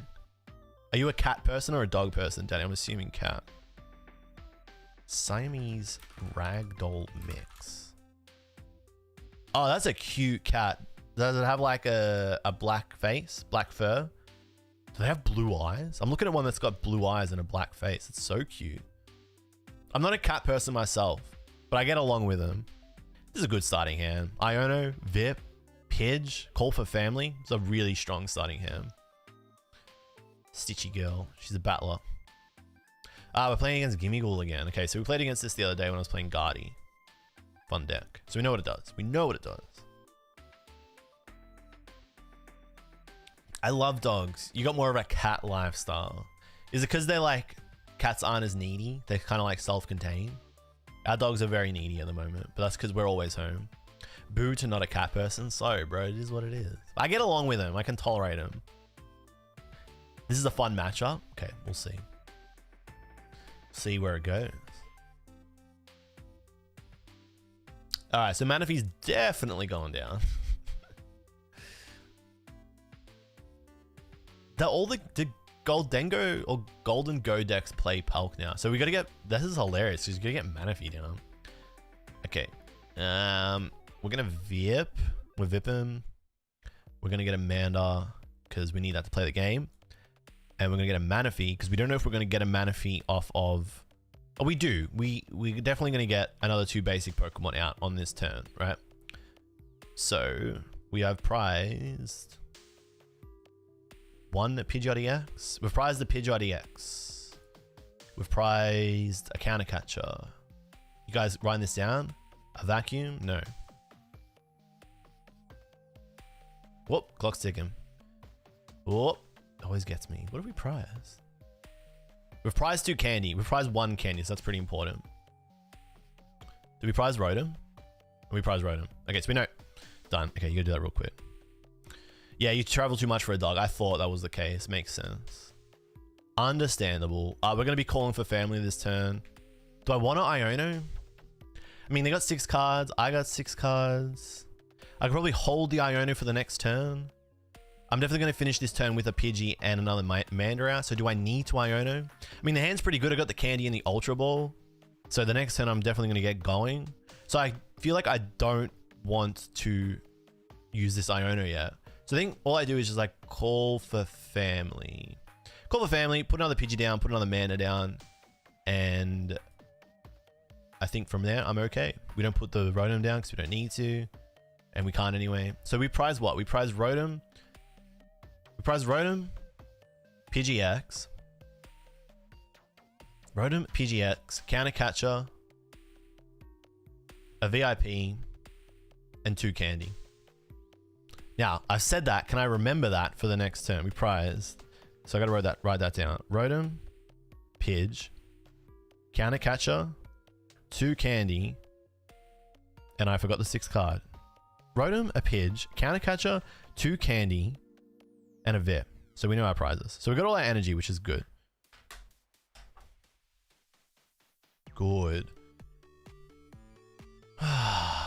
Yeah, cats are good because they can kind of just like chill. They look after themselves for the most part. Although needy cats do exist. Skipperoo, what's good? Thanks for coming down. That was a decent turn. So like I have no major liabilities on the board. Got the Manaphy down so the Greninja cannot hurt me. And I definitely want to Iono on this next turn because they've got 10 cards in their hand. They may even take a knockout. So yeah, you definitely want to see... I want to disrupt my opponent's hand. Unfortunately cannot take a 1-hit KO. But I can take out the Palkia if I somehow draw into like a Counter Catcher and Vitality Band, which would be like a crazy, crazy turn. But I very well may. That's fine. You can make it rain. You can make it rain all you like, buddy. I'm good with that. I'm okay with that. Alrighty. I think I'm definitely gonna... Okay, so what am I doing now? I'm doing 210 damage. So I kind of want to knock out that Palkia. Take 2 if I can. But I definitely want to be taking a knockout this turn. I don't want to give him a Pidgey for free. I'm already down a Pidgey. So we definitely just need to start hitting here. We want to start swinging. So we're going to do this. Draw something bad or something good. Oh, so there's the Counter Catcher. Okay. So do we go for it then? I feel like this is a go for it line. I feel like this is a go for it line. Like you just send it now. Or do I go for the guaranteed KO on a 1 prizer? Ooh, decisions. Do I go for it? But then it gets stuck. See, the thing is the Palkia is stuck then. And it can't 1-hit KO. So I think, honestly, I think this is the play. I think you just like go for it. You just send it. Do I have this guaranteed if I play Luminion and then Arven? Arven. I do. I have this if I play Arven. If I play Luminion, I have this because I go Arven gets me item card and tool card, so it gets me the Vitality Band, and it gets me another Ultra Ball. But I can't Ultra Ball because it gets me Forest Seal. Forest. Oh my god, does it get it? Hang on, I just gotta think. We gotta think. Arven gets us. I don't know if Arven gets us there. I feel like Arven gets us there. Does Arven get me there? I don't think Arven gets me there. I honestly don't think it gets me there. Alright, now that I can think, does Arven get me there? Arven gets me item card, tool card, gets me Forest Seal Stone. Put the Forest Seal Stone on the fish. Get whatever the Pokemon I want. No, but I need Vit Bands. That's the problem. I need Vitality Bands, so I can't really get there. Yeah, it doesn't get me there. I gotta like hope that I draw into it and I can get this knockout here. This is a fine turn anyway. Like, even if it's fine. Because like, even if I miss, what do you call it? Even if I miss the Vit Band and I don't get this knockout, I'm still in a pretty solid position. The question is, do I attach? So if I had, this is good. If I have the other Charmander now, it's really good. So I probably should have put the other Charmander into play, because then I can just, if I'm worried about this Charizard EX getting knocked out, I can just retreat into the Manda and then just trade one prize into two, which is really good. But it is what it is. So I don't think I want to attach this fire, or do I? Do I want to slowly build? I think I want to play the line of slowly build up the other Manda. We're gonna do this, okay? But I think this is wrong. I think this is technically the wrong line. I'm not gonna use the stop, because you know what? General rule: if it's not your stop, don't rip it. So we didn't get the. Yes, if we get a candy there, we get it too. All right, so there's our other Manda. That's the Manda I was talking about. So that gives me a response. Oh no, that's the wrong Manda. It's the wrong Manda. Do I want to play that anyway? I do think I want to keep establishing Mandas. I can rip. Okay, so the crazy thing is I can rip for the candy here, and then go get the Vit Band. I think I'm gonna show you why you never rip Pokestop, okay? Because it's gonna put 3 really good cards into the discard. You ready? This is why you never hit the stop. Don't hit the stop. 2 fire, just gone. So now I've got, oh, that's bad. That's not good. That's bad. Don't rip the stop. But deny them the stop. So no stop for you. So we have Arven in our hand for next turn. Kind of lame that I couldn't, I think I'm going to attach that there so I can just swing with that as well next turn if I'm worried about. Yeah, that was an awkward turn. I feel like you're supposed to play the Arven, but I got it wrong. Am I going to do the NAIC Card Party Power Week? I'm not totally sure just yet. Because if I do that, it's going to be the NAIC Card Party Power Month, in which I'd be there for the LA Regional, and then 2 weeks later, NAIC, and then a week later, I'm there again for Card Party. So it's like 3.5, 4 weeks in America. Really long time. Big commit. But we'll see. We'll see. They're going to rip another stop and try and get a switch. But I don't know if Dengo plays switch cards. Is it forced to like Palkia V-Star to get the retreat? Feebas. Is that for, what do you call it? Miletich? So they can't be Iono? That's pretty funny. Don't know why they're playing the Manaphy though. Manaphy's kind of random. Are they looking for the switch? If they don't have the switch, we're in a good spot.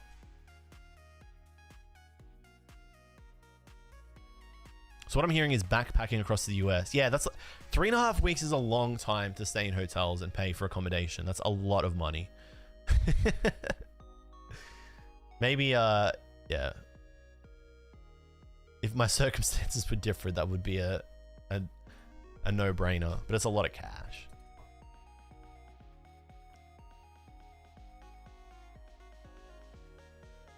They're going for Pug Vista. They're going for a hit here. Yeah, they're just going to swing. They're not going for the Pug V-Star. They have it in hand. They're establishing Dengo. They miss attack here. We're in a good spot still.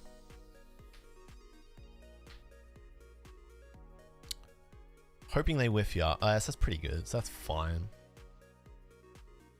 So I could even switch into the Manda and knock out here, which is really funny.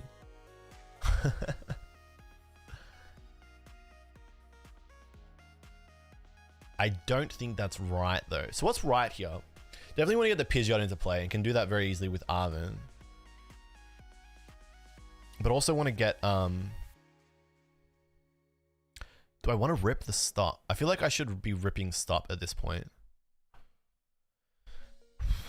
I feel like I've worked myself into a bad spot, so I've got to rip stop. I don't know if this is wrong or right. I think I'm going to rip stop. I think it's wrong. So we lose another Zard. At least we thinned our deck. That's always fun. We can Arven here. And then we can grab a Candy. And we can get a Pidgeot going, which is good. And then we can get rid of like... We can get the Vit. Hooray for us. We can get the Vit, which is just... We love that.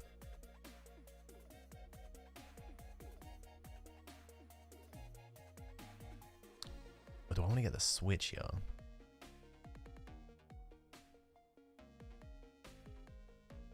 Almost like I want to get the switch here. Really would have liked to see the switch off the stop. Alright, so I think I've worked myself into a loss, which you'd love to see.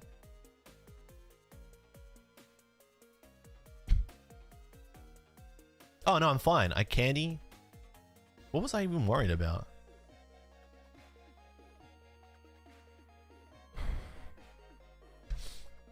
Do I quick search for the switch?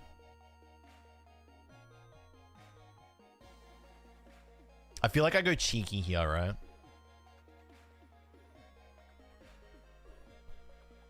I feel like I go a little cheeky, right? Do I do this?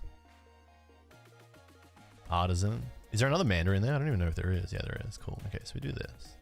What do you get? Mew. As like a pivot. Mew's a good pivot. No, we don't need it. I think we actually get Mew. Mew's just a strong pivot at this point. Maybe that is wrong. And then we quick search. Because the problem is I need Rod at some point because I've put so much energy into the discard. This is, I'm probably seeing the wrong line. It's just the issue is I can't one hit these Dengos. So like that's super lame. But this is a good prize trade here. So we just steady fire breathing. Just get first place in LA, easy, true. Actually, the solution to so many of the problems is literally just win. Juice Profit, what's good, man? Thanks for coming down. Good to see you, buddy. Did you just say don't rip the stop? Yeah, I kind of wanted to just show how, while ripping the stop like feels good in theory, is actually like terror bad. Almost always like terrible. Almost always terrible. This is interesting because now I cannot Iono them. So they have a lot of cards. They're going to get a lot of cards in there, and they're going to have a huge hand. So I can't Iono them at any point to deny them anything.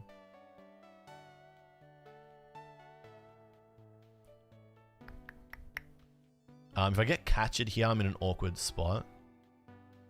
If I get cross-switched, which I'm very likely going to be cross-switched right now. I think I have to go like Pidgeot EX for Luminion this next turn to like stay in the game, which is fine. I got the Super Rod in my hand, which is really good. Yeah, this is fine. I can Artisan for the other Manda. I think I'm just definitely going to, yeah. Oh, okay, that's not a very good turn for them. Totally fine with that. No problems with that. Although having how many energy in the discard now? 5 is really bad. And how many Pokemon? Fish. So we just want to go, okay, so we're doing, what are we doing now? Let's think this through. We're doing 240 now. We're still not knocking anything out. Super lame. So we're not knocking anything out, which sucks. And we cannot Iono them, which also sucks. That also sucks. How are you supposed to, this is an awkward little matchup, isn't it? We're doing 240. Max we're doing is 250. It's got energy on it, but I don't think that matters. Do we want to knock out the Milotic? Okay, so you always put the Pidgeot here. I did say that at the start of the stream because you get the pivot. Okay, so that's good. Okay, so we want to... Do we just want to knock out the Milotic? I feel like we want to knock the Milotic out. Because hitting the Gholdengo for nothing doesn't do a whole lot. And then we can Iono on the next turn. So I feel like hitting the Milotic isn't too bad. We got the boss's orders there, which is good. And fortunately, we don't need to... what do you call it? We can just Pidgeot EX. So we got the boss. We got literally everything I need right now. So I'm going to put... First I'm going to Artisan. Okay? I'm going to get another Manda out. I'm going to look at my deck and see what else is in there. So in my deck, I have no energy. So that's pretty bad. No energy in the decks. We need energy in the deck. We need to stop them from taking a knockout on Charizard EX. To do that, we need to limit the cards in their hand, which means we need to be playing an Iono probably on the next turn. Wait, is it weak to fire? Oh my god. No, it's not weak for fire. Doesn't work. Can't hit them for weakness. That doesn't work, Robbie.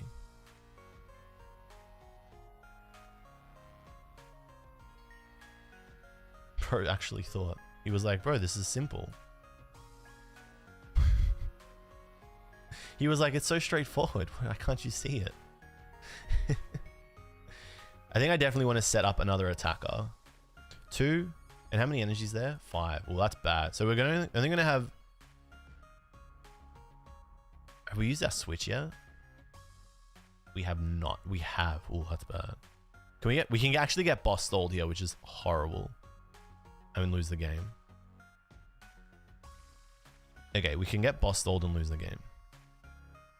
So we're gonna play around that too. Ah, this is a mistake. Whatever, we've done it. Because I can't evolve that mana this turn. So we just want to set up another attacker. Oh my god, you know what the crazy thing is? I didn't even look to see if we had the other Charizard in our deck or not. I'm assuming we do. That was the whole point I did that. Done. Put those back in. And we can just quick search. So we're going to boss this turn. We can just grab it. Good. Okay, so I knew that. I totally knew that. Do I want an Ultra Ball? Actually want an Ultra Ball instead. Okay. So we're fine. Just this third energy cannot go... I cannot attach it now because if a loose con is getting boss stalled. I hate... Man, life is so jank versus playing IRL. Great. So then we evolve this. And then we Infernal Rain, but only 2 energy so that we don't lose to a boss stall play. And we put it there. Cool. On the next turn, we'll evolve the Mandarin into Chameleon. And we're just going to... I feel like the answer is boss. That. Iono on the next turn. They'll probably just miss a beat at some point.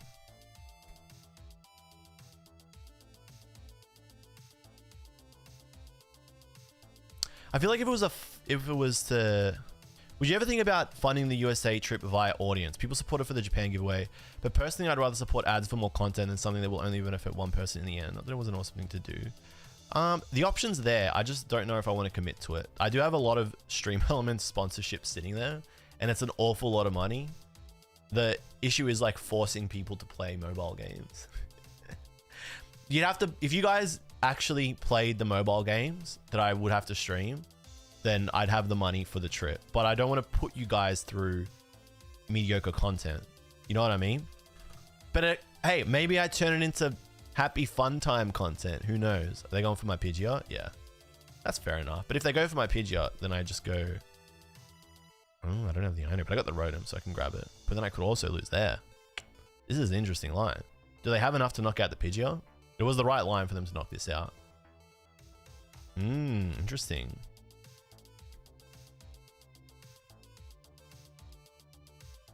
Have to Iono this turn, so I can grab the Rotom, but then I lose the boss. Cool. Unless I find Collapse somehow the same way, I can get the Iono with Forest Sealstone. Interesting. Let's have a look.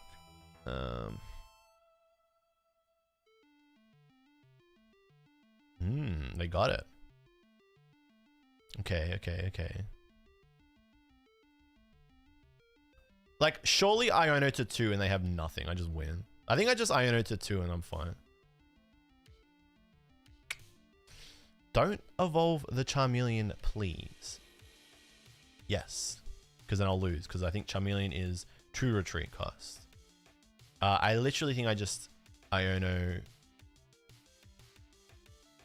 to 2 and then probably win. Star Alchemy. Grab the Iono. Imagine all priors. No, we're good. They'll see 4 cards. True. But are they going to see enough to catch a boss? They need 4 energy plus boss's orders. I don't think they get it. Personally, I don't think they get it. They need to get the perfect combination of cards onto this turn. Do you Devo them? No, you don't Devo them. They need Superior and a boss. Well, that's the way the cookie crumbles. Sometimes you get it, sometimes you don't. I wonder what the... I'm going to look back at this game and see if I lose it, why I lost. It was probably the turn where I missed the Vit Band on the Palk. That was super cringe. I attached the Devo there to just get it out of my deck. In case they Iono me and I miss energy. This is still the best line. Yeah, so they thin a little bit. They do a little bit of the thinning.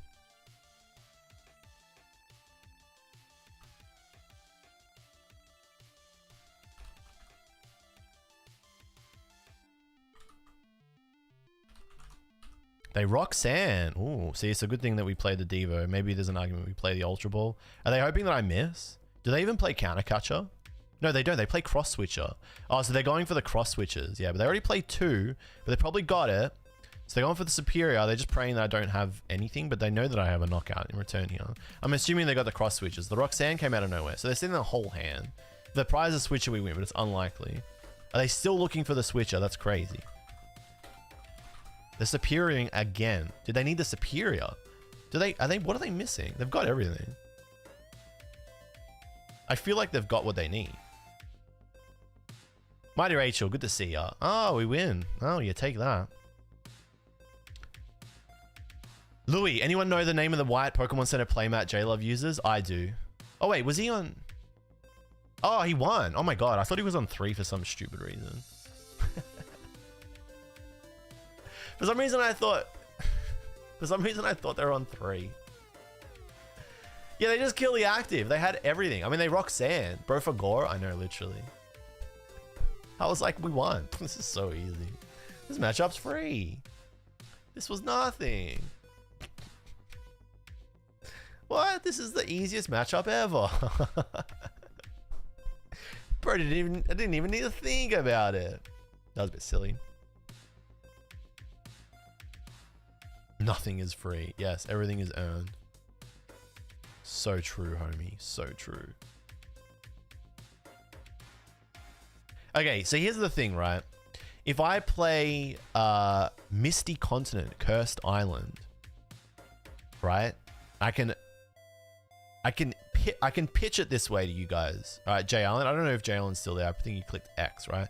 But I can pitch it this way. So like, if we hit a certain quota, did I elect to go first or did they choose?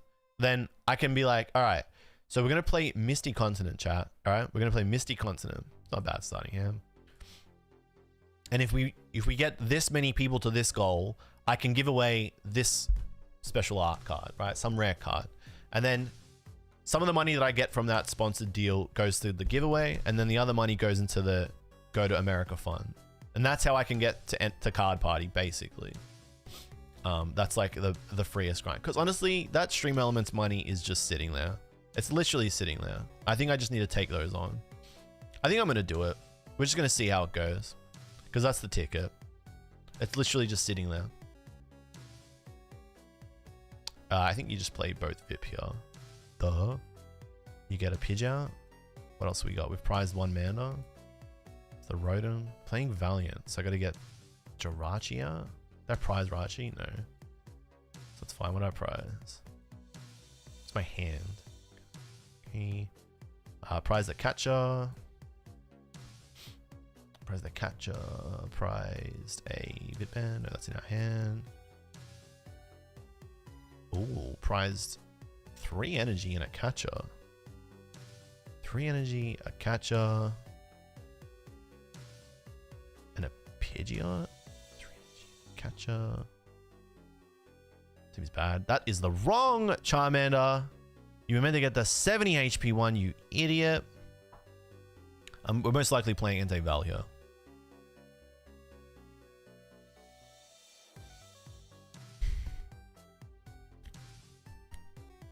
We're going to lose that Mander in the active, most likely. Do we get a Rotom though? No, because we're going to lose that Mander. We get Rachi because we want to get protected from the shenanigans that are coming on the next turn. Do we get Rotom though? Because, I mean, we can still just get Rotom. Do we need Vitband for this matchup? Not really. I think we're going to pass the threshold.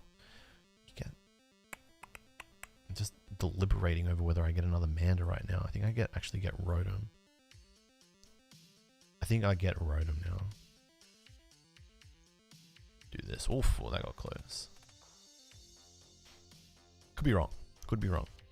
Could be wrong here. And then we just instant charge. Right, so how do you guys... Okay, how do we feel about this, right? Because the second you start talking about giveaways, then you giveaway, free giveaway. These stream elements, sponsorships to play games like Warpath, Call of Dragons, Puzzle Survival, Marvel Strike Force, Misty Continent. They give a decent payout. So we do the sponsored stream. We have to play these mobile games, or we play the mobile games because we love the mobile games. We love them. And then anybody who participates in that stream and helps contribute towards it enters a giveaway. Free giveaway. Hashtag giveaway. Exclamation mark giveaway in the chat. Wait, I thought Jirachi protected me. It's effective attacks. Ah!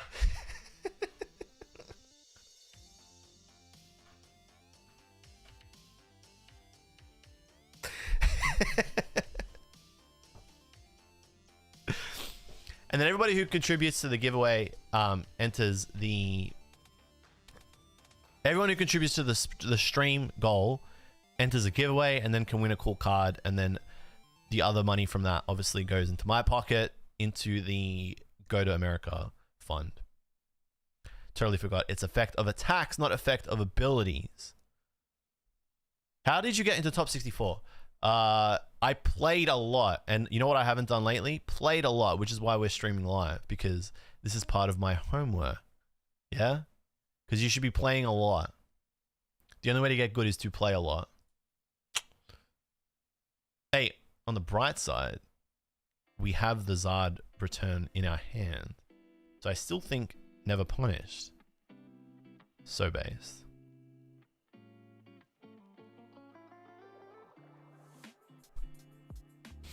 That is so funny. I think we're gonna get another Manda down. Wait, if I put Mandas down, do I just get punished? They do not have another Entei. If I leave the Lost City up, and there's a lot of funny things that are, lots of funny things happening right now. Do I need Switch? No. I don't need Vitband anymore. So fortunately for me, I just had it. I don't need Switch.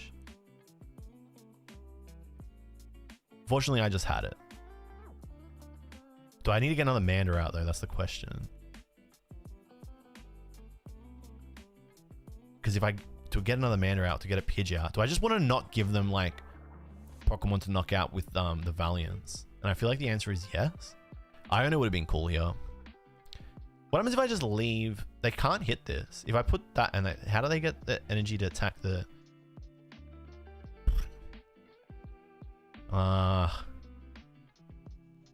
Because I'd have to get rid of the Pidge and a Fire to get rid of the to get another Manda out, which I don't love. I'm hitting for 240. I don't love that. I think I can forego that.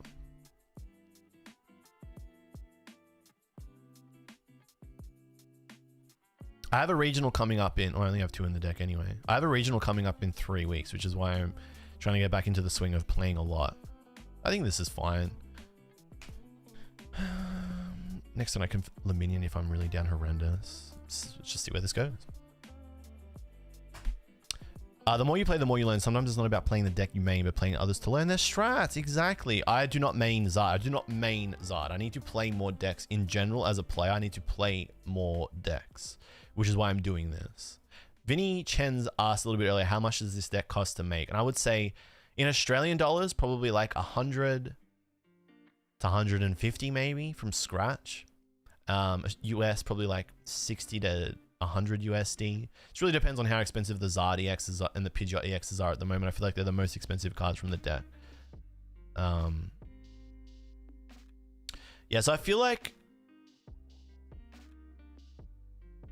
not, what do you call it? Playing down another basic was right, but in a weird spot now where this Zard gets knocked out on the next turn and then I just lose.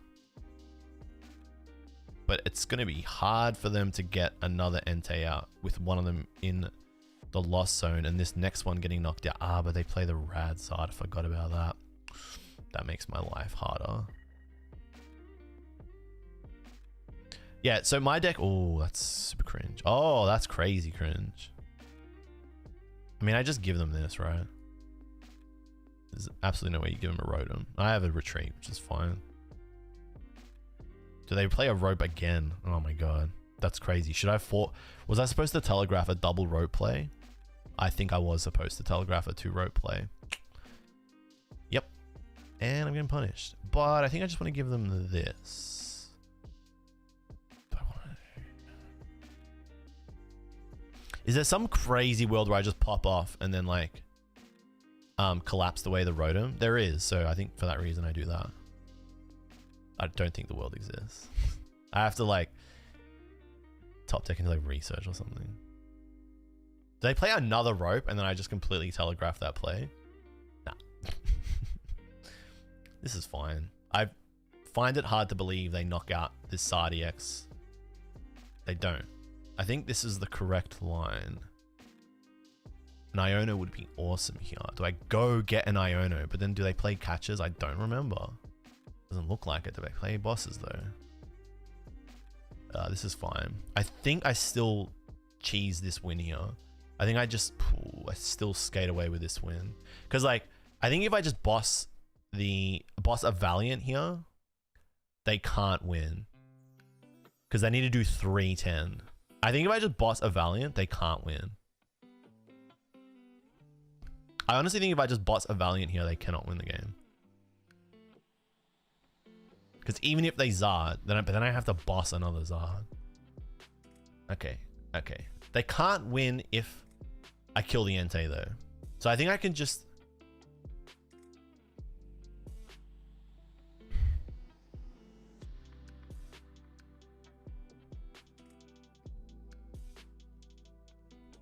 Do I need to get... No, I don't want to put another Pokemon in play though, because then it makes their life easier.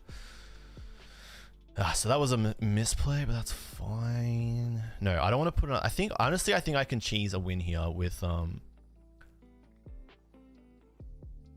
obviously not putting this in play. I think I'm still fine. Honestly, I think I'm okay. Devo can help them win. True, Devo can help them win. Yeah, Devo's actually crazy if they get that.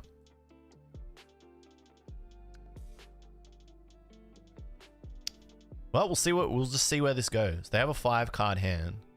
I think their next turn is literally like bossing Rachi. And I think their next turn is hitting me with Radzard and then hoping I don't have an answer. But what do they do? Radzard puts me at 270 and then a Valiant hit 290, a Valiant hit 310, and then another Valiant hit 330. Devo can ruin you. Yeah, it's Devo here that ruins me though. So I probably should have got the Manda, but then the Entei does more damage, but the Entei's not hitting me. So I definitely should have got Manda with that. So do I get it now? Do I Iono the out of them? I think I just go for this.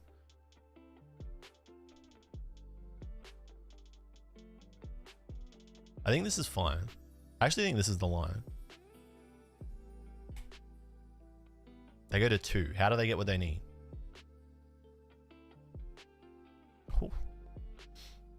Oh my god, is that the can I get rid of the Luminion?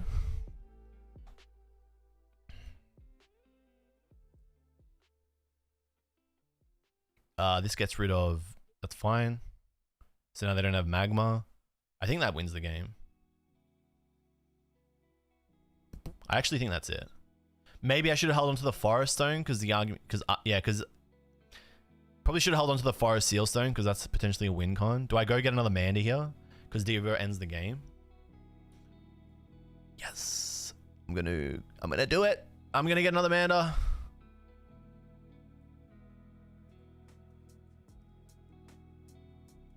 We get a Manda. So I have an attacker for the next turn.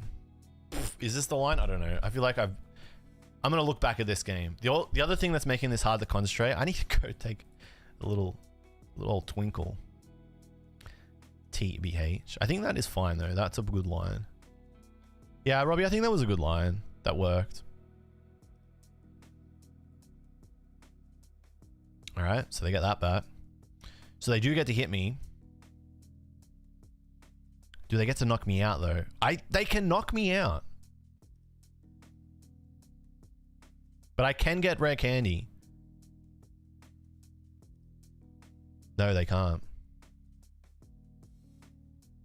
Okay. I can't get boss because I've used the fucking... Sheesh. I think I just want to... Oh, they're down to 2. Oh.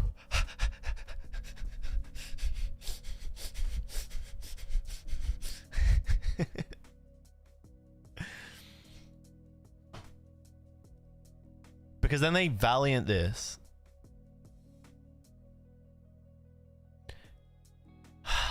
This gets knocked out in 3 Valiants. Do they even have that?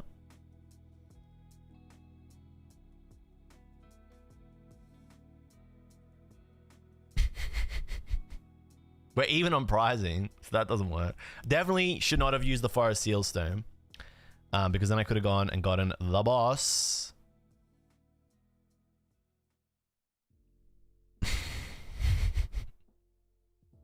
I can't concentrate. I need to go to the bathroom. I'm like a 5-year-old kid.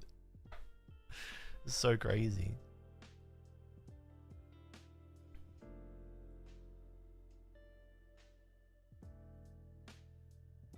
I'm like a child right now. How much energy is in my deck? I'm like a kid. Ah! Do I own them? Probably not. I'm dying here. It doesn't matter, does it? Honestly, think it doesn't matter.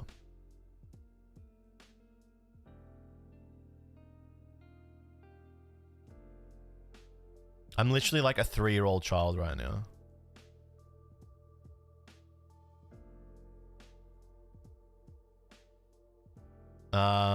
They just, yeah, because the annoying thing is, this loses to like switching. Do they have that though? They've got 2 ropes left, 1 switch card, so they do have 3 switch outs left, 2 switches, so they got 5 switch outs left in their deck, but they're gonna have 3 cards. I don't think I play Iono here. I honestly don't think I play Iono. The only thing I'm thinking is I just don't play Iono. Does Iono do anything for me? I don't think it matters. Let's find out. Wonder where the misplay was. It'll be good to go back and actually look at that game and see where the misplay was. I think the misplay was using the Forest Seal Stone. Honestly. I think that... Oh, you played Arvin, so I couldn't play Iono anyway. Yeah, I think the misplay was playing the Forest Seal Stone.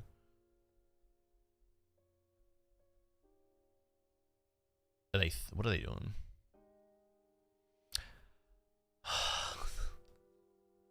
I should have just retreated. Actually, the hard lose there was not retreating. That was the big lose. Do they have a fire energy in hand? Actually epic if they do, but they get punished. Are they just flexing on me? They're just flexing on me. That's naughty. They have it. Yeah, they're just... Yeah. Why did bro not retreat? Because I got to go to the toilet. Because I need a break. So the lose there was... The reason why I lost... 2 reasons. The prior turn, I used the Forest Seal Stone for no good reason. Although it was pretty important to get another mana out. The second reason was because I didn't retreat when I had the retreat. And that was just very silly. And that's an example of why you need to concentrate on every single turn or you just lose. That's what we call a throw. You see, guys, that's how you throw. Because I gave them another win con, which was knocking me out with the Entei if they missed the 2 switches or the Gust, which was likely because they were on a 2-card hand. So I threw. So don't do what I do and throw. But I threw multiple times in that game because I thought for some stupid ass reason that the Jirachi protected me from Iron Valiant, which it doesn't. It does not. Otto, thank you for the resub, King. Thank you for 35 months. You absolute boss. Very late in the evening for you, dude. I have a European stream planned for you in tomorrow night, actually. European/Australian stream. I've got that cooking. I was looking forward to doing that actually last night, but I got a little bit busy and couldn't squeeze it in. All right, guys, give me 1 second. I'm going to be back. Quick bathroom break. And I got to put the aircon on. I'm so hot. Hey, I'm showing you how to play and how you can lose. So like you're getting the best of both worlds here, because sometimes you need to get shown how to lose to know the weaknesses of a deck. So now you guys know. You'd rather fail here in the stream than on table 1, round 9 of a winning in at a regional, eh? Am I right, chat? Am I right?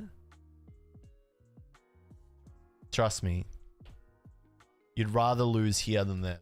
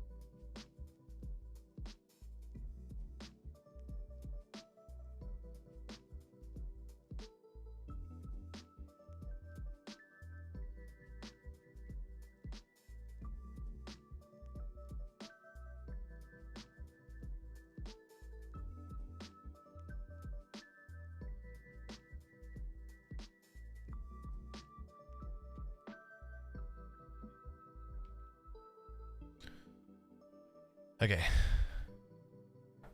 I have a question. Did somebody seriously say that's what boxes were made for when I said I had to go to the bathroom? Is that a Zune? Nah, it's a digital, what is it? What do they call this? It's like a writing pad. So you can like erase it. This is really good for prize checking when you're playing.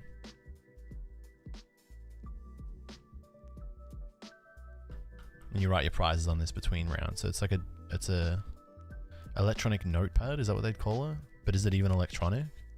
I think it just sends like a pulse with a battery through it and then erases it. Very handy. So you don't have to keep using paper. I wonder how much paper use is equivalent to like the manufacturing cost of this. Like what has a worser effect on the environment? I feel like the manufacturing of this has a worser effect on the environment than like you'd have to go through like 2,000 pieces of paper before you figure it out. I have a question. I got like a wedding event to attend tomorrow. Is it bad form if I wore this? Can I wear this as like the shirt? It's cocktail attire.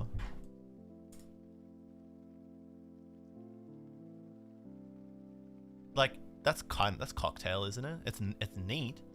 It's like a very classy shirt. It's a shirt. It's gonna be hot, so summer you can wear this. Surely I can wear this. It's not like crazy. It's fun. I'm the fun guy. The fun cocktail shirt. Or if I can't wear this one, can I wear this one?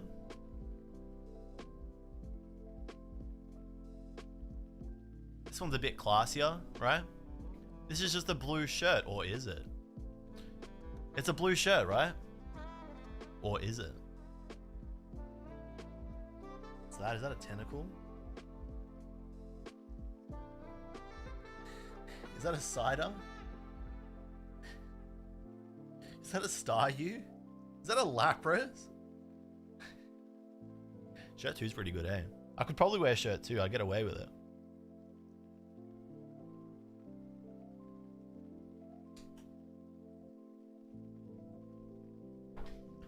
That one's closer to the brief. It's a sleeper. You don't know it's Pokemon until you know. That's what makes it so good, eh?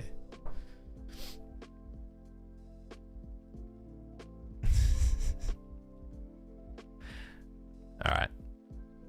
We need to get some wins. It's a dog whistle. It's a dog whistle for your other nerds.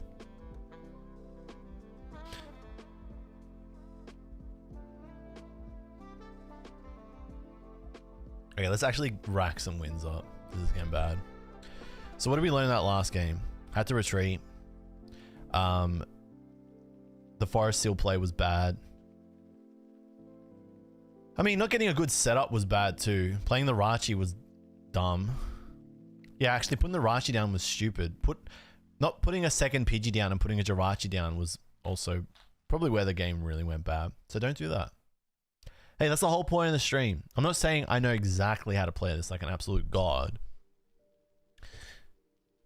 I'm trying to show people that have no experience or little the thought process. Like how you kind of want to be thinking on each turn. What you want to achieve on each turn. A general vibe for how the game goes, how the deck works. Alright, we got Miraidon. I think this is a free matchup. From what I've heard.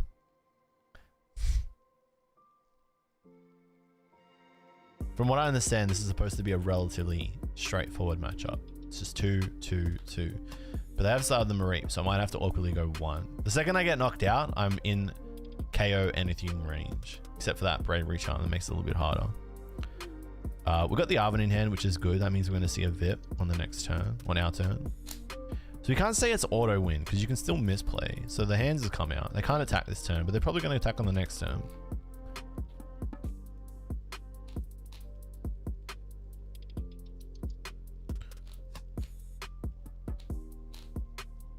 Just don't misplay.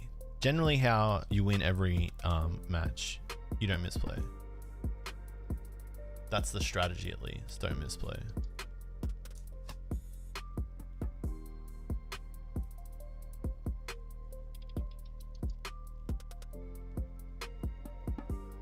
What are they cooking? What are they cooking up here? What are they cooking? What you cooking up for me, Diego? What you serving up here, boss? Hits one lightning off the generator. Curious. It's called electric generator, yet it accelerates the lightning energy.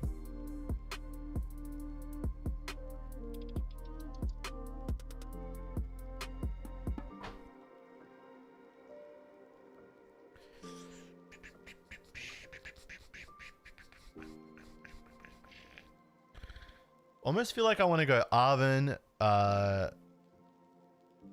Vip, Forest Sealstone, and then I want to go Charmander or like Pidgey, Mew. If I miss Ultra Ball. No, I think, okay, so this is the line I'm going to go, right? I'm going to go Arven. I'm going to grab a Vip. See what else is in my deck. I'm going to grab this Devo because I'm not going to really use this. And unfortunately, I'm just going to lose 2 prizes to the hand. Unless I put like a Rotom down. Yeah, because I was just thinking that, Schmaz. Because if I put the Rotom down, then they can't hit that. So do I just want to get the Rotom down? In which case, do I want to get the Forest Seal out?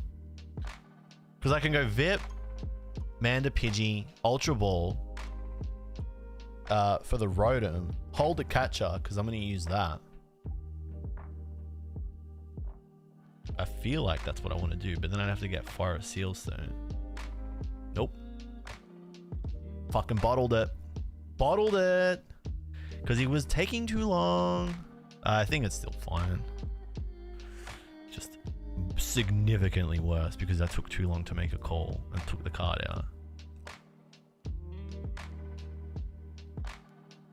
Okay, so now I've got to... I can't forego the Pidge. Like, I've got to get the Pidge out. Do I have no Pidge? Oh my god, I've prized Pidge. So in an insane sequence of events, we have no Pidgey. So it's fine. I think it's still okay.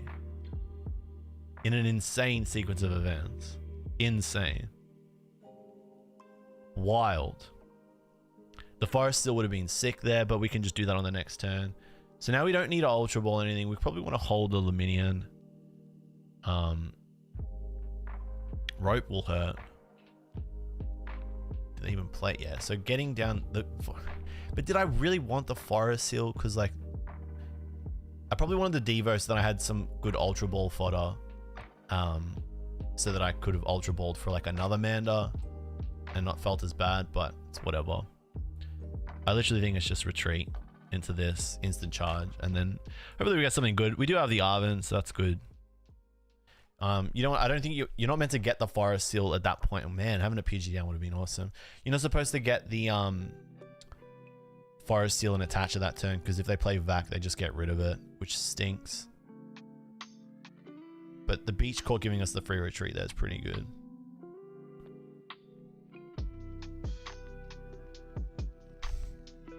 Weird game.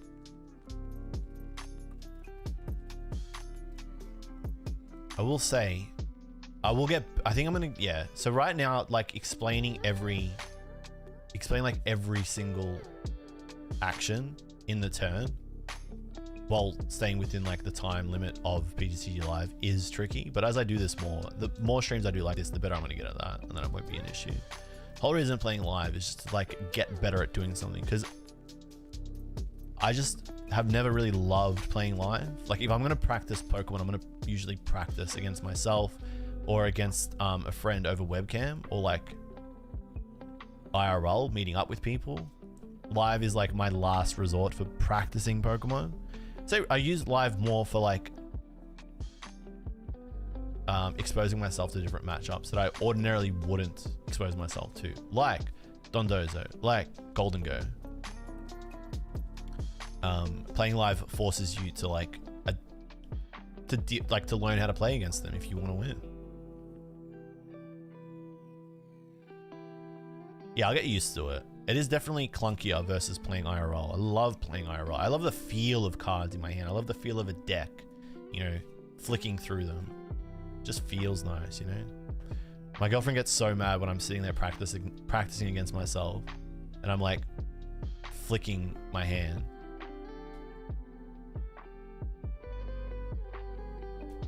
I actually haven't flicked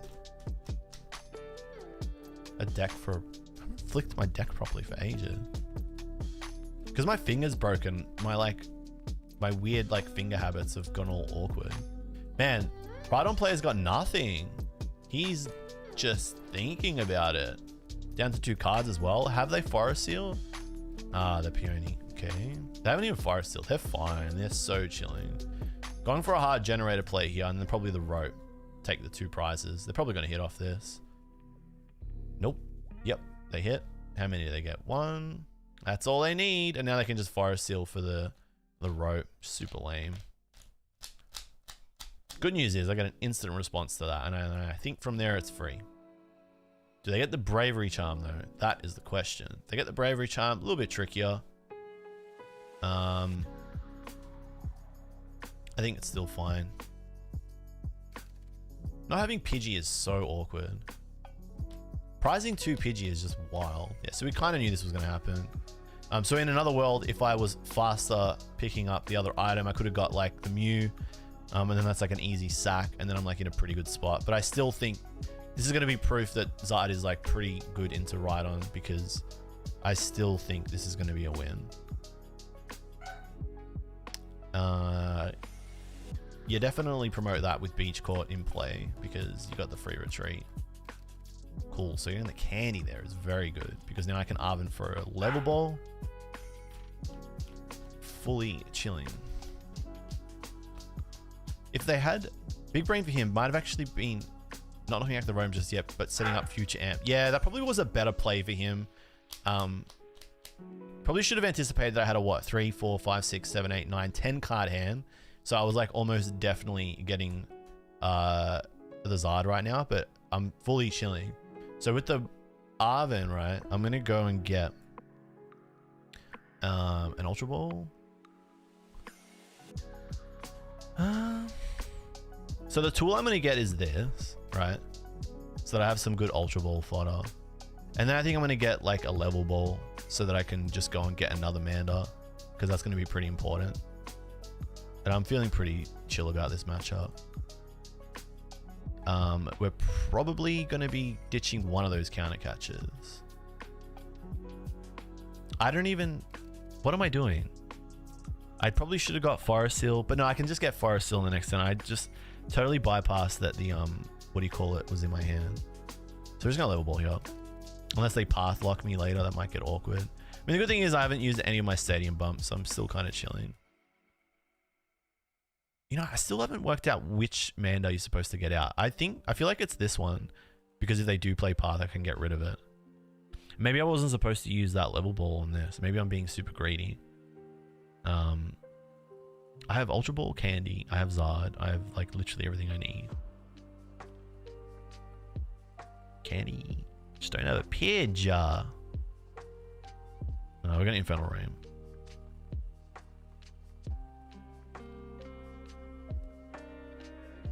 So if they are running path, which they're unlikely to, like Robbie is saying, because they're running Peony, then I do have a way to get rid of it over a turn with Blazing. I wonder if do I Ultra Ball here? I'm not going to need the catches. I'm going to need one catcher. Luminion is boss basically, so that's so fine. I think I can do this and not feel too bad. Just get another Manda out. Maybe get another Mew. Nah, I'm not getting amped anytime soon, so that's kind of fine. So just grab another Manda. Arguments to be made to maybe hold that. Let me just retreat. And we have to instantly deal with that Rhydon. You needed to retreat the Rotom. The beach goal was there. Darth Bean had a meltdown. Hey man, come on, I misplay, but not that badly. Alright, so there's our pitch.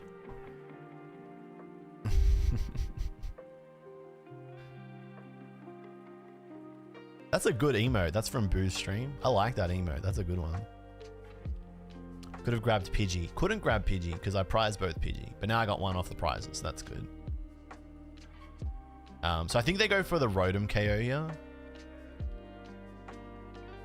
Which they get with Catcher. Are they just going for Catcher right now? And if they do that, that's okay. They have to show you the 2 cards they get from their deck. That's crazy. Okay, they're restarting. The Snorlax is from Booze as well. That is a banger. It's pretty good.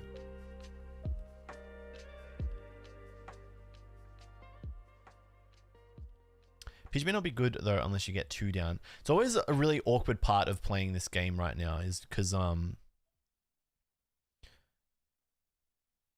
it's like, yeah, you put a Pidge down and then they just KO it. Do you just like evolve? I feel like you just evolve up, yeah. Tempting to just not play Pidge, otherwise you set up prize map for them. Yeah, then I set up, if they like take a 1-hit KO here, then I set up, what do you call it? Are they going for another amp? They can't. Yeah, because if I play another Pidge down, then I give him an amp for 3. Alright, so now I feel like you just go Arven, Candy, put the Forest Seal on in case you need it. Because you don't have Pidge, so I can't go and get whatever I want on the next turn. Where am my energy at? So I'm fine for energy. So I really feel like this is just Arven. What am I getting? I have a headache now. Grab a Candy. Grab the Forest Seal. Don't need the Vit Band. We're doing how much damage again? We're doing 210. We're doing 240. So we're 1-hit KOing everything from here on out. Until we need a Vacuum or something to get rid of a Bravery Charm. So Vit Band's not going to be much use to us. We're going to use the Forest Seal this turn. We probably... Oh, Amber only does 240. True, Amp not the issue. What's the issue? What's their prize map then? I think the prize map is... Oh, what's the prize map? Tell me the prize map, chat, that you're worried about if I put a Pidge out. We just do this.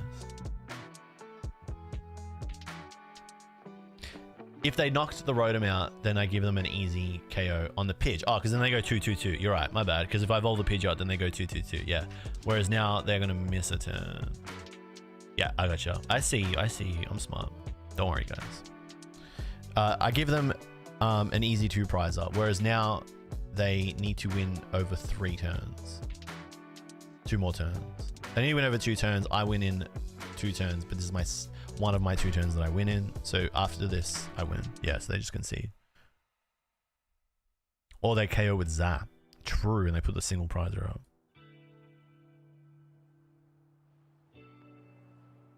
Amar and Jones, what's cooking? Yo, we got Team Abra in the chat. Team Abra, thanks for coming down, man. Resident Zard expert. He knows how to cook with this stuff. Thanks for coming down. Team Abra, cool guy. Patrick Wall on Twitter. Do I dox you when I say that? You're a public figure. You're in a band. Sorry if I doxed you. You recently day 2'd, not Portland, but the regional before that. I can't remember which one it was. It wasn't Charlotte. What was the regional? What was the regional, Pat? Cool guy. Loves meeting you. Looking forward to seeing you again. And Sombra, what's cooking, Sombra? How you going? Was it? There was a regional in Texas? Sheesh, I would have liked to have gone to that. It was Texas regional. Was it? Was it Texas? Dallas regional? Was it? Bro, shows how much attention I'm paying. Played the new part of the DLC. I still gotta finish the DLC. Oh, it was San Antonio regional. Yeah. San Antonio is Texas. Technically, it is. But it wasn't Texas regionals. It was San Antonio regionals.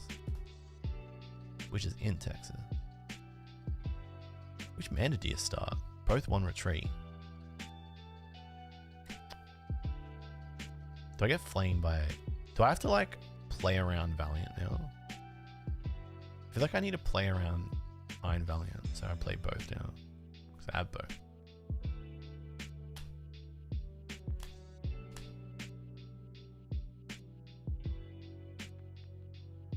This isn't a geography test. I'm calling them whatever.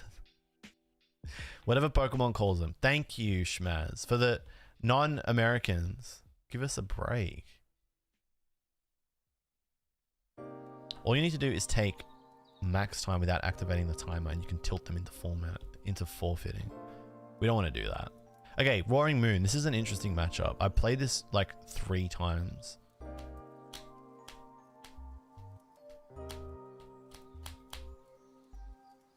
I played this, what do you call it? 3 times last night. I think I lost every single time. Really weird. Because 230 is such a bad number. You have to have taken, your opponent has to take 2 KOs, 2 knockouts before you can 1-hit KO the moons. I actually don't know the line. Someone teach me. I kind of want to, what do I want to do? I want to like capture up the Moltres and knock that out. I think the line is just supposed to knock out their V and EX Pokemon that you can knock out early. Zard is favored by quite a bit in this matchup. I just don't know the prize map. I haven't worked it out. That's the thing with Pokemon. Once you know the matchup and the prize map, you're like, oh yeah, it is easy. You just go 2-2-2. I love how Moon just goes. We just literally just watch. What the f are those? What are those? It has no weakness. Random, but okay.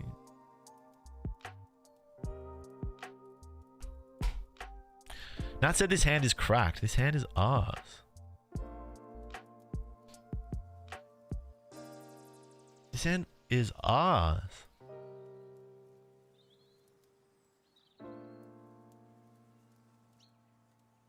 What is this hand?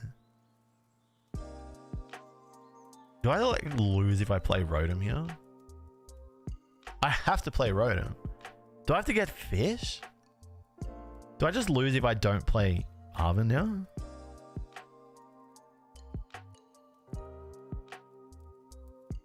This hand sucks.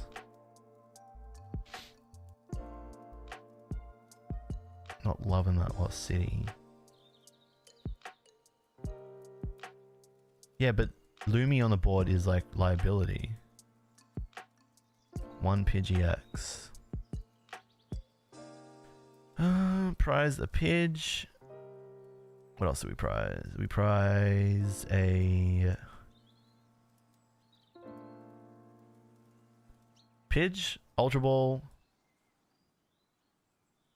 How many energy I prize? Pidge, Ultra Ball, Fire. Pidge, Ultra Ball, Fire. Prize the Research. Let's go Pidgey here. I think I need to get more on the board. We can always collapse this later. Unfortunately, it looks like a Arven line here.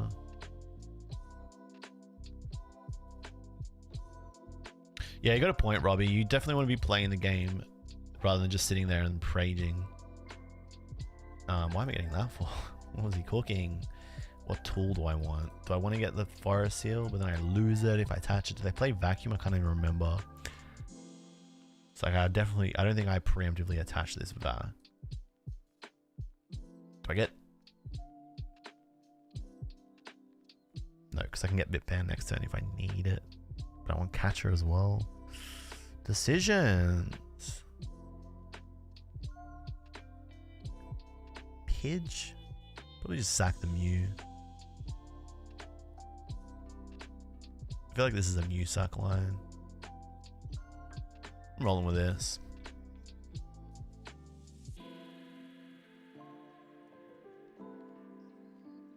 Just never know when to attach that Forest Seal.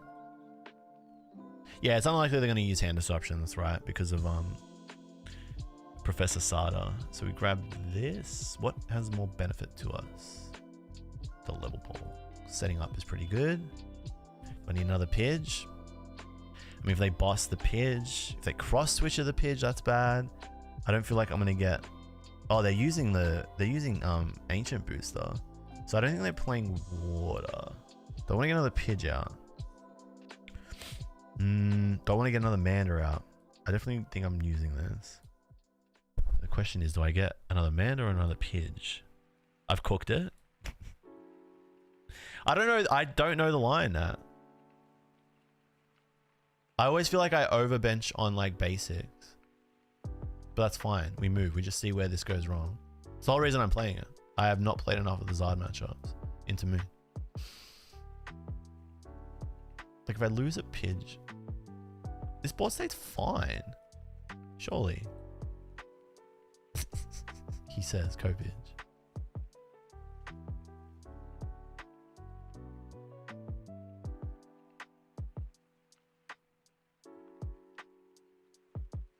I'm gonna get Amanda. I want to see where this goes.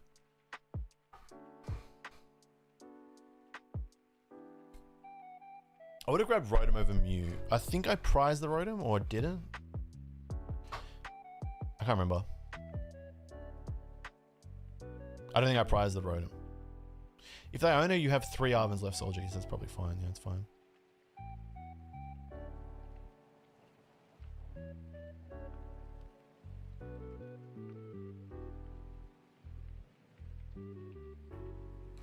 Nah, that's very dramatic. It's not the end of the world. It's not the board state.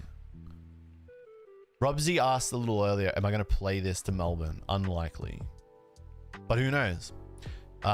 Maybe it ends up being the right call for the event. And then, oh, there goes the fishy. There goes the pish. The other Pidge. So crazy. That's crazy. They were crazy for that. Bro, they went there. What am I cooking? That was, I actually got punished for that. All right, well, this is fine. That's so crazy. I got punished for not putting down. Bro, did not load up on birds. I know I didn't load up on birds. Attacking with Pekko is correct for them. They know this matchup. They're smart. Now I'm kind of bricked. No, this is fine. I have Forest Seal, Arvin. I'm chilling. I could grab the catcher off this.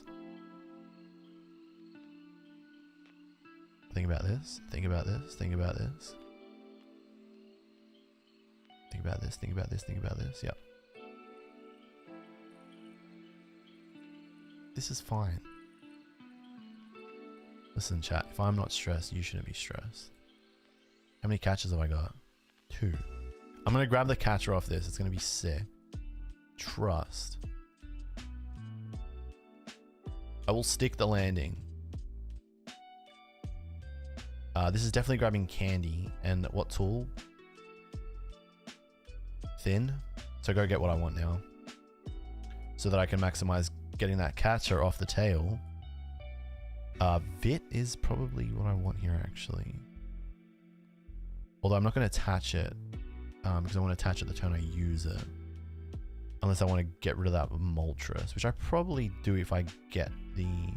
Don't you Mew before FSS? No, because I know I definitely need you probably... Is there an argument? Yeah. No, because I know that I can... The reason why I Arvin'd right there, instead of getting the tail, was because no matter what, I need to get Candy Zard to get an attack this turn, right? And be swinging. So I want to maximize my chances of getting counter catcher off of the tail. Although... I have a better chance. No, yeah, you're definitely supposed to tail there because then you have 4 chances to get. Well, there's 4 candies in there plus the 2 catches. So I've actually technically reduced my chances of getting the exact cards I want, but decreased the amount of cards in my deck to improve my chances of getting the catcher. But now I'm probably going to see a candy, and in which case I've completely bottled it. And I actually probably should have. I was supposed to Infernal Rain there as well, so that was another complete bottling. But whatever. This is the whole point of doing this. I think that was the Manda that I'm not supposed to evolve. For math, that's fine. We're schmoving.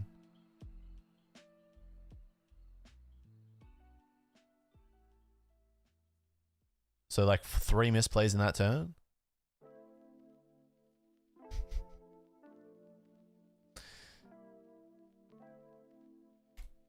We don't want to collapse. We're just gonna whack. Awkward. You need to leave a Manda. Yeah, that was the wrong Manda. I was supposed to evolve the Blazing Destruction one, but whatever. I will be punished. I know I'm going to get punished. Yes. The second I did that, I was like, I'm going to get punished.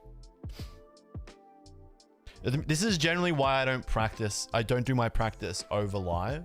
Because like, what happens now is like, you know that was the mistake. You know that was a mistake and you can't work it back. So everything that happens from here on out is like you playing to recover, which has its benefits. Like playing to recover helps you learn how to recover when you get into that position. But if you make that mistake IRL, testing with friends, then it's a very easy walk back. Practicing with friends, I should say. It's a very easy walk back. And then you get more value out of the game that you're testing. Whereas now the only value I'm getting is like, can I win while completely bottling it? It's Jova MO. Yeah, probably.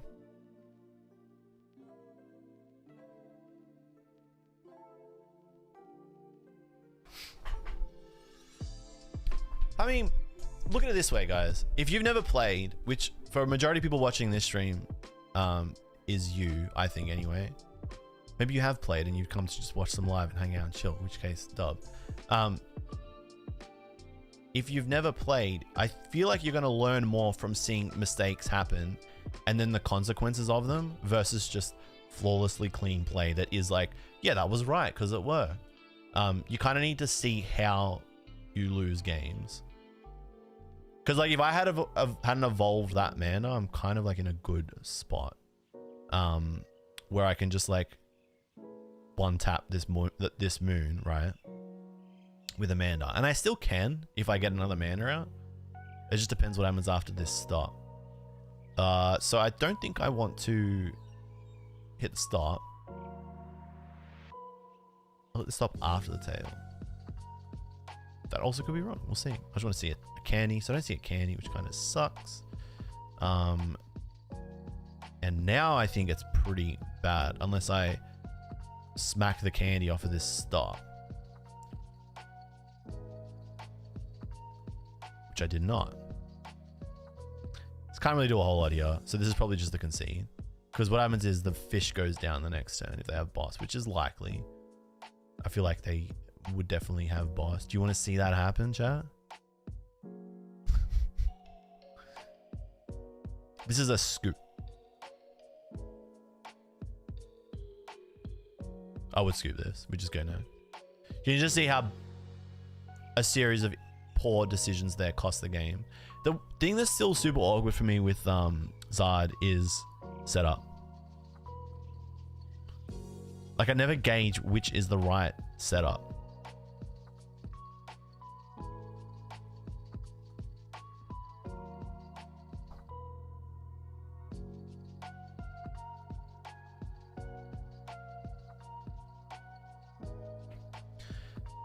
My takeaway from that is go sit down, just play Moon into Manda a lot, Moon into Zard a lot. That's what I'll be doing anyway. I feel like after like usually 5 games of doing that, like open hand, just trying to beat yourself, you work out the matchup pretty quickly. I think you undervalue Rotom. That game you could have just spun Rotom for 2 turns and it would have been way better. Yeah, probably. It's my issue with Rotom and why I undervalue it is like free prize map for them. 2/2/2 and they're just like real free. But I guess they are just like getting that anyway with Moon. That's the whole point of the deck. But Calamity Storm gives them Calamity Storm is so strong into like Rotom and Luminia.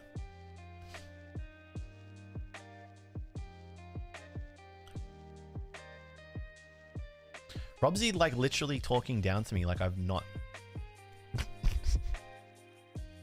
I know what to do, Robs. Jesus Christ. You make one mistake on stream and all of a sudden it's like you've never played the game before. This deck list comes from Grant Manley. It is Grant Manley's most recently played list. -1 rod, +1 fire. I'm saying for new players. So what you're saying is don't watch JLove. Thanks, Robsy. Love you, buddy. Love you too, man. Classic. Everyone's an expert behind the screen. Robsy's like, I've never misplayed once in my life. Not once have I ever thrown a game. Not me, not I, not never. I will roast you if I need to, Romsey.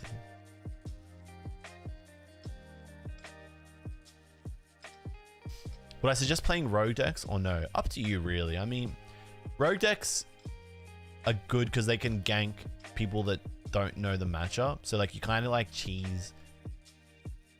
Like you're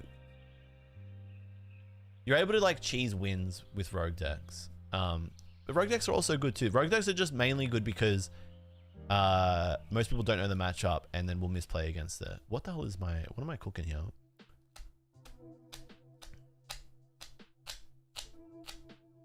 So we need that Devo this matchup. Devo's pretty good. We're just playing fish. And we're grabbing an Arvin so we can get set up. Yes. So we grab Arvin. What else is there? All our supporters are in deck. We have prized Amanda. We have prized a Pidge. Nope. Prized 2 Zard. Prized no Zard. No one's prized. Candy in hand. Prize an Ultra Ball. Prize the Lost City. Lost City in hand. Prize Fire. Ultra Ball, Fire. What have we prized? Super Rod. So we've prized Super Rods. That's pretty important. Cool.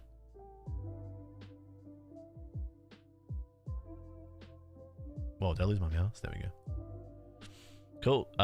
We are going to grab... Do you want to grab this Vit Band? I feel like you just grab it. Or do you grab the Forest Seal?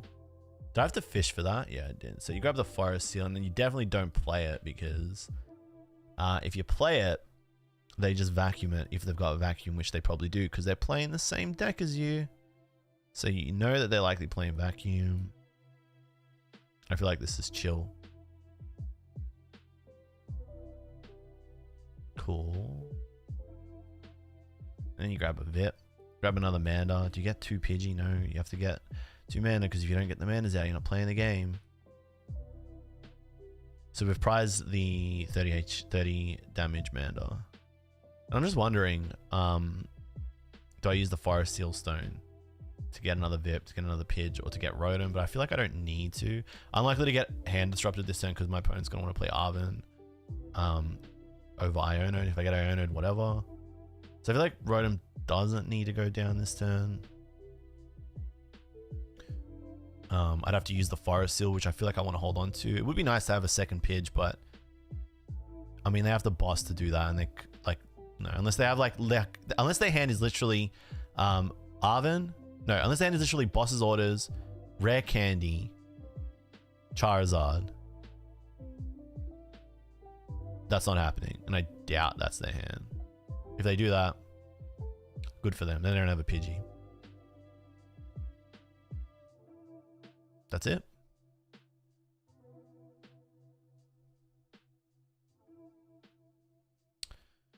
Moon free kills anything anyway. Zard being a comeback deck, once they have taken 2 prizes, you counter with Zard, they counter with Moon. You counter with Manda 30 attacks. As long as you don't have 2 prize Pokemon sitting on bench, then you just win. Yeah, and the crazy thing is I played that line last night and then was like, that seems like the line against Moon. All right, don't forget that. And then you literally watched me. Oh wow, they get the Pidge. Yeah, so they kind of like can cook me. They can cook my Pidge here. I literally did not do what I knew I had to do. Acting like I'm not going to play Tina at the end. I don't think I play Tina, to be honest. Do they just go for the boss? They just go for the boss, take out the Pidge? Go for it, buddy.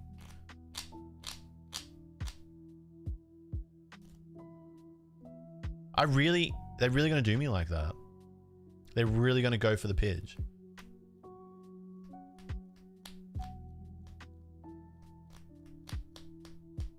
They were real for that. Well, GG. Oh, what are they? Okay, so they're just going for... Okay. They've got to get another Manda out. Have to. Okay, so there it comes. There it comes. Here comes their other Manda. To be honest, I'm not gonna lie, I don't know this matchup. I think this is the first time I've played the literal Zard mirror, and they're playing Rad Zard. I've never played this in my life.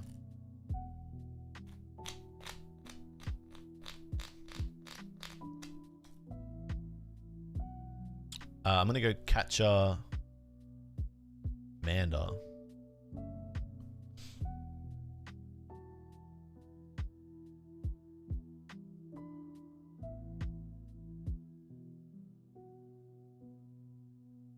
I'm gonna go catch Amanda. I'm gonna get the Pidgeot.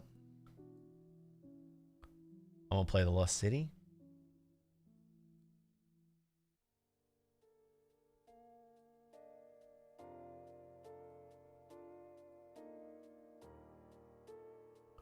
What am I getting off of this quick search? Do I want to get? Whew.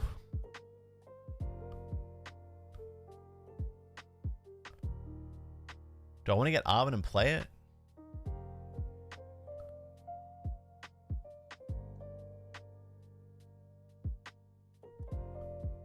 Do I want to get Arvin or do I want to just get Candy? Because Arvin gets me what? Fit, man. But then it gets me one less Arvin.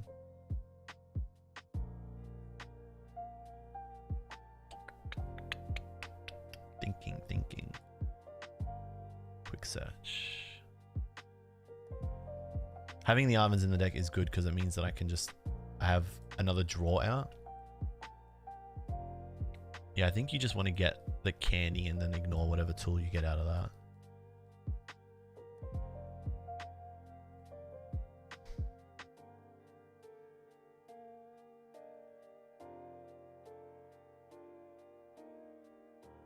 I almost want to like Forest Seal Stone to get another Manda out. I feel like that's super awkward. It's very, very sus if I don't. Although it's unlike, like they're not KOing my Manda. So I don't need to. So I feel like I don't need to do that. Although I just knock it out with the Pidge. No, I feel like that's wrong.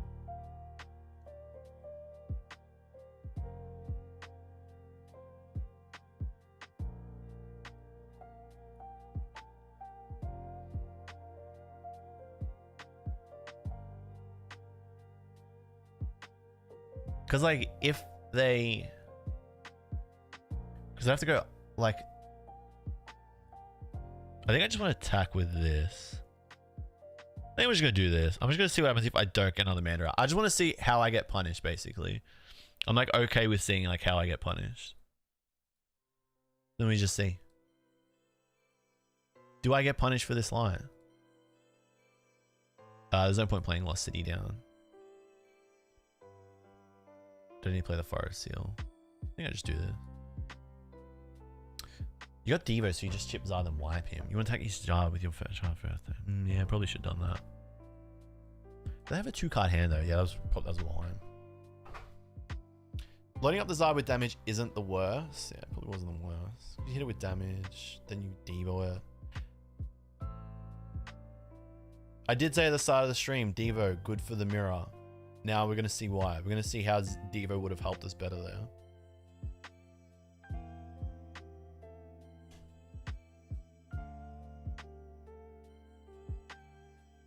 So what does he do? He goes for like Fishy here.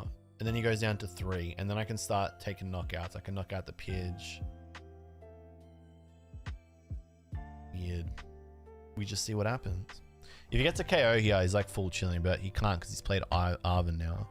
So now I can just, I would have loved to have gotten a, or is he going to go for the Devo line on the next play? Peace out, Mighty Race. You'll have a good one. Just poke myself in the eye. Robsy's like, you know what? This line is not the right line, but I'm going to support you anyway. I actually like this line. You know what? This line is so cool. Yeah, but see, now it's super awkward because it's like, I didn't get punished. So now he's going to try and Devo me. Okay. So now I get Devoed.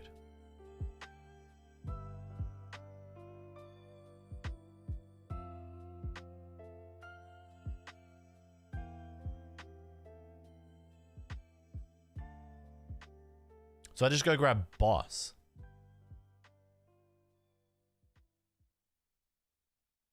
Super weird. They have a very small hand. They're probably going to Iono on their next turn. Ooh, what does he cook here? Do I hit it now? No, I don't think I hit it. Quick search. I don't need to strand it though. That's the thing. And they have quick search. They can just find their switch. Do I grab? Well, I have to get another Mander out this turn.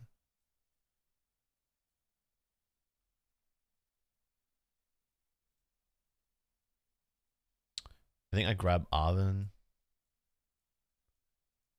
Hit it with Vitband. Is that even right? Super weird. They can't hit me with Radzar. They might want to save this.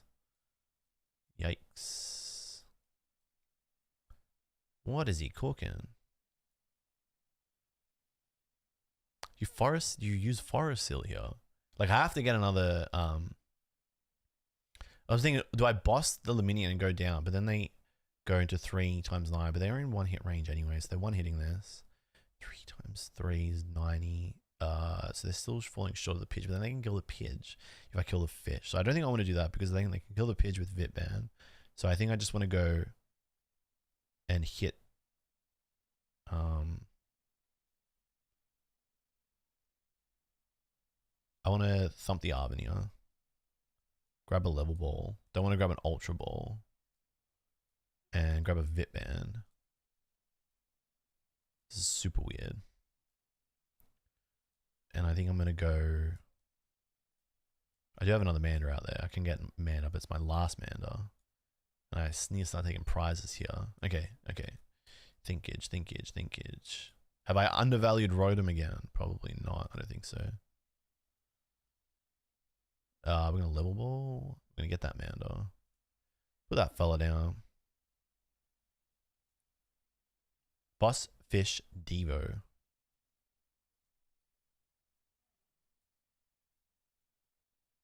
You reckon? Mammoth is adamant it's Boss Fish Devo. Probably a better line than just whacking. I've already played Arven, so I cannot do it. Maybe that was a better line. That was probably a better line. He's right. That was probably a better line. I can get a Zard set up next turn. Yeah, this is weird. I actually think Boss Fish Devo was probably the better line. He's right. He was cooking.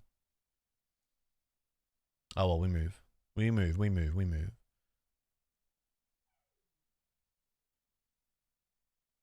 Oh, this is so bizarre. Do I start attaching these?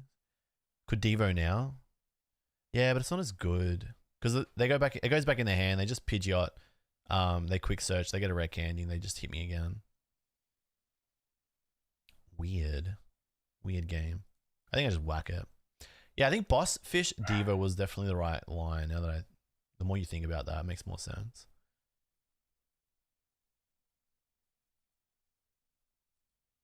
Where'd the tunes go? Oh, they got Forest Seal. Alright, so they're schmoovin'. They probably set up this other Mander.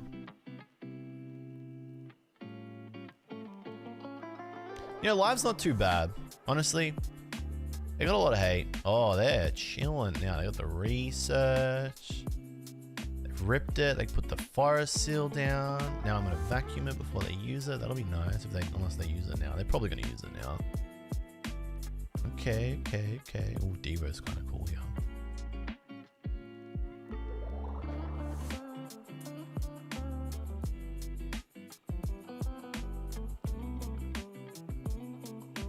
Nice. That's what I wanted to do to you.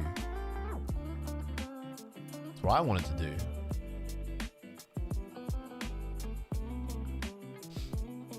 Okay. Do I hit him with Pidge here? No, I think hitting with Pidge is wrong. It's almost like I want to Iona them to 3 now. Do I hit Pidge?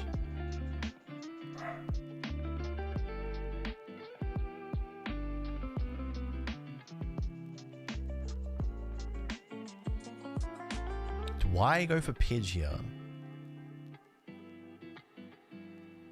Do I go for a Pidge Iono play? Hit the Pidge, go down to 3. They need Vit Band, they got Forest Seal, I can get rid of it. I actually think I go for an Iono play here. Devo puts you onto a good prize map. So I Devo here.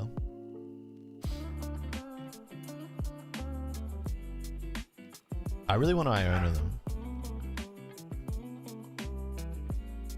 But the Zard goes in their hand and then they just, yeah, Devo's a good prize map.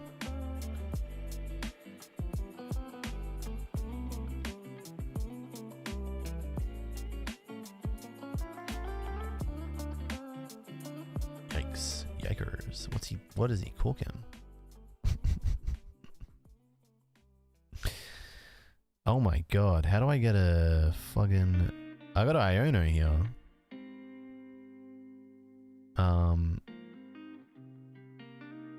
Or do I just Devo? Maybe Devo is the answer.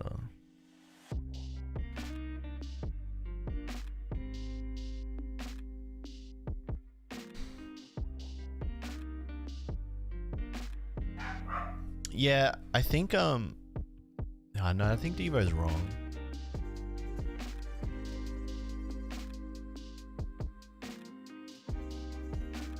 I'm just literally trying to think what the hell I get here. Do I go Iono? And then I go to 5. I pray I get what I need, or do I go research? I think I gotta start disrupting them. And I get rid of the I vac away their Forest Seal. But they have quick search, so then it's like pointless. I can't knock out the I can't knock out the Pidge. Not doing enough.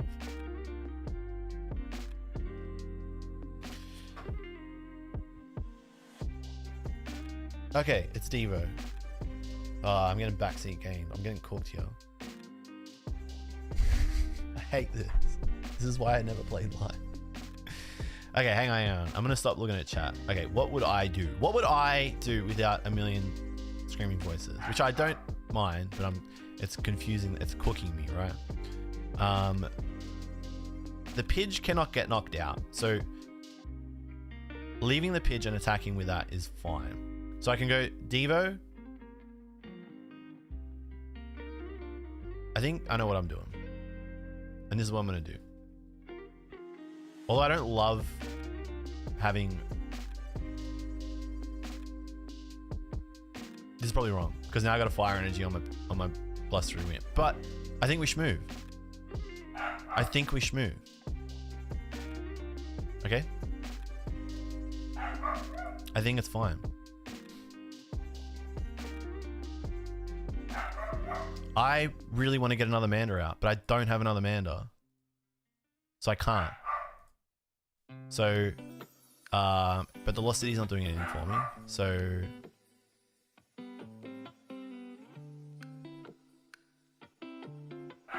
like, I don't want to give them.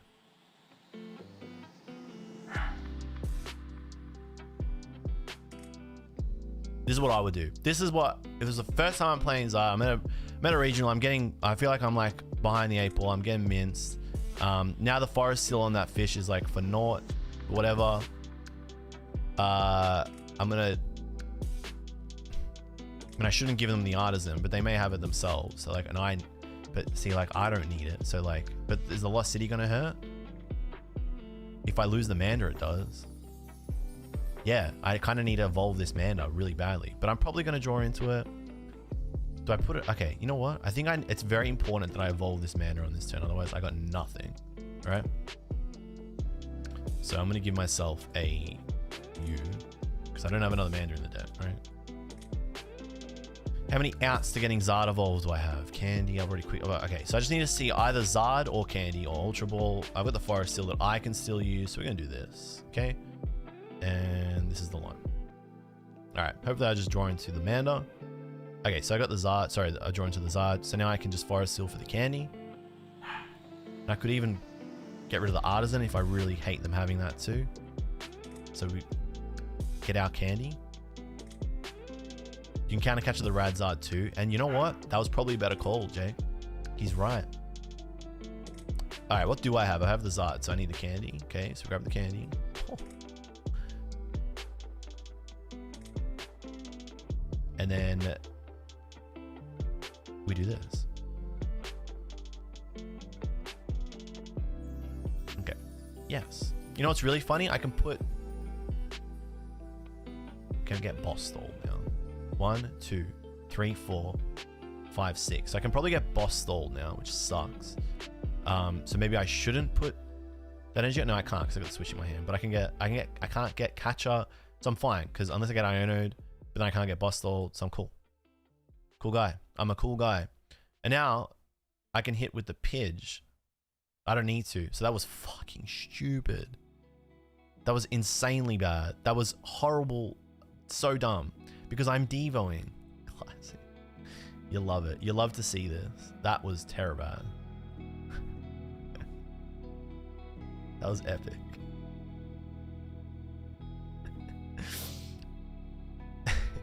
Did I? Wait. I didn't Iono them. Oh, I did. They just, all their evolved Pokemon went back in their hand. That was a very bizarre sequence of events. I think the absolute worst part of that turn was putting the other fire energy onto the Pidgeot, but I think I'll be safe. I think they're just stuck there. It's just so bad. That was insane. That was actually insane champing.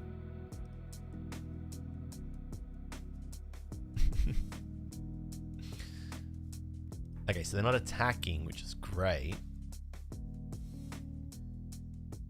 This only goes, yeah, see, leaving the Artisan was super cringe, but whatever. I'm just gonna Iono them again. What are they getting rid of? The Artisan? Go for it, buddy. I didn't have another Mander in the deck anyway, so I think I'm, oh my god, I'm getting boss stall. It's fine, we have the switch. If that happens again, I'm in big doo-doo. Okay, so now we just switch. Because I know I have no fire in the deck. And then what are we doing? We're playing this fella down. Not that it matters. What are we quick searching for? Does that matter? Man, that fire there is real bad. Boss kill Melian? I think that's probably the right answer. Because then but then they can Zard. They can Radzard. I don't want to give him another card. So they can start Radzarding with one attach. Oh, but even then they need 2. So maybe boss kill the Melian is probably the answer here. Yeah, and just bully them. Because I'm not going to Iono. I don't need another Pidge down. Yeah, I think boss kill the Melian. Pretty good. Pretty good. Okay, I like that. I like that. Fine. They probably don't have it. That was bizarre. That was great. That was bizarre. I was not cooking. Interesting. Note to self, go play the mirror more. Go play the mirror more.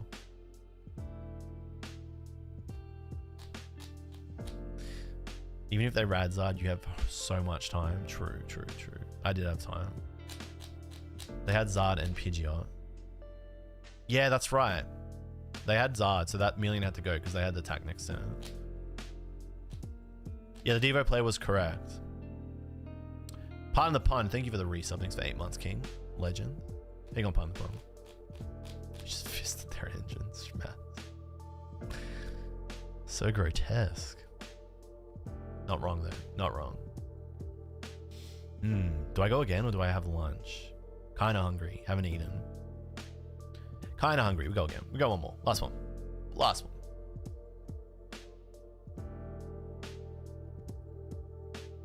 Three weeks till Melbourne. It's time. I got time. I got time. Probably just gonna send Guardy. Tsunami. I'm playing 7 actually on this, but yeah, you're still right. That fire on the Pidgeot was so insanely redundant. That was bizarre.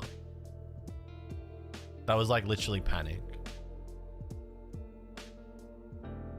That was literally complete panic. Interesting. It's funny that they got punished for attaching the Forest Seal Stone. Like I've been saying all stream. I've been deliberating every turn. I'm like, do you attach it this turn? No. I think it was Nat that said it a couple days ago. You don't play it unless you're going to use it because you can just go get it with Arvin anyway. Ooh, this is, it's not too bad. Hey, we're forced to play Rotom this game, so Max Rotom utilization. Cosmo Costanza, what's good? Oh, Reggie Gigas. Big Reggie Gigas. Peace out, Ram. Have a good one, bro.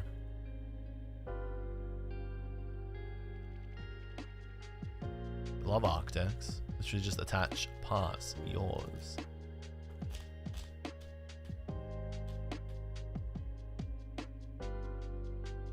Keep Smile. Is he streaming? It's actually quite funny. Bro, is he smurfing? He's smurfing.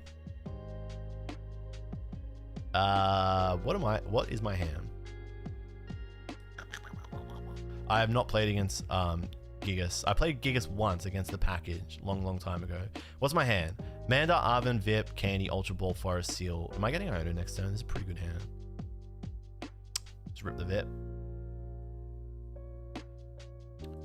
1, 2, 3. Alright, what have we done? We prized the Manda. We prized the Mew. Prize Manda, prize Mew. Manda, Mew. Prize Zard. Manda, Mew, Zard. Boss. Manda, Mew, Zard, Boss. Manda, Mew, Zard, Boss. And check our energy. 5 and energy. What are we grabbing here? Pidge. Okay. Unless they're switching that Arceus V, but they're gonna, if they just have the V star, they're kind of like full chilling. Do I grab another Vip? Do I play the Arven? Do I kind of want to just like rip? I mean, I have a lot of parts here. Or do I hold the Arven for the next turn? Do I hold the Arven? It's a pretty good hand. Do I hold the Arven or do I just... Because what I want to do, do I want to... I don't even know what I want to do here. I honestly just don't even know what I want to do. I don't know. Because if I get the Vip, then I get another Pidge out, then I put a Mew down. This is so bizarre. This is a really good hand, but it's like, do you play the Arven or do you hold it for the next turn so that I can go Pidge, Zard, whatever, full chill? I literally think I just instant charge. I might just attach.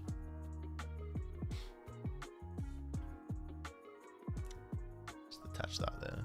I don't think I'm gonna Arven.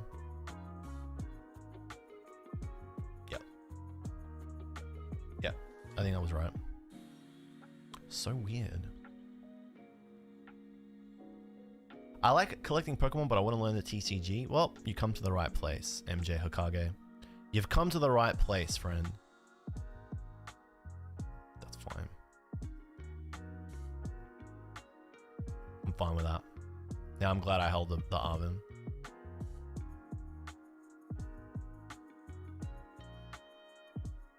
Boss is the PG pretty awful. Yeah, see, this is what I mean. I'm always like, do you get one PG down or two? So whack. It's whatever. Super punish there for not putting down the other Pidgey, and I could have. Pidge is dead, yeah. Super awkward. But wish move. Oh. Judge. It's pretty rotten. I think it's okay. Parther is pretty feral. Parther is very feral. Could be a very quick non-game.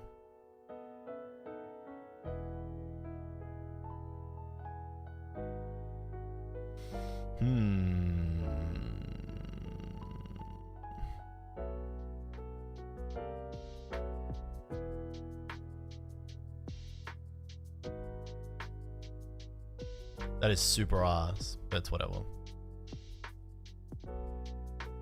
That's good. I don't think you rip it though, because I don't think I'm... do I have to go for like full send, go for Zard? Do I have to like go for full prey, I get Candy, Ultra Ball off of the Iono? Culverfam does go hard right now. Yeah, Culverfam's not too bad. Let's just pre-attach that. Let's just rip this whole hand. send it. I think I just full send it.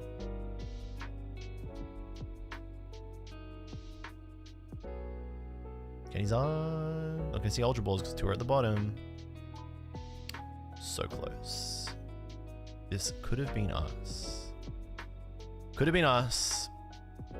Could have been us. Probably didn't need to play the collapse there because probably want to hold that for the turn where I want to Zard, but get wrecked, nerd. Now do you just road him now?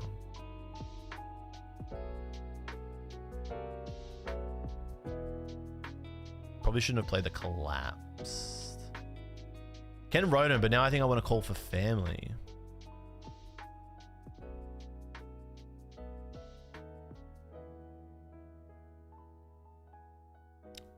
What benefit does call for family have? Not a whole lot. I think I want to call for family with this hand. Call for family. Get the Pidge out. This is whack.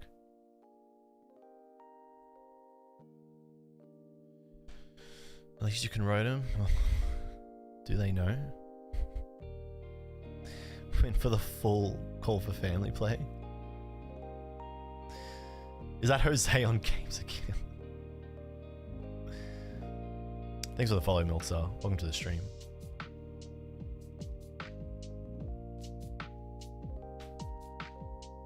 Alright, so we can play the game, which is kind of cool now.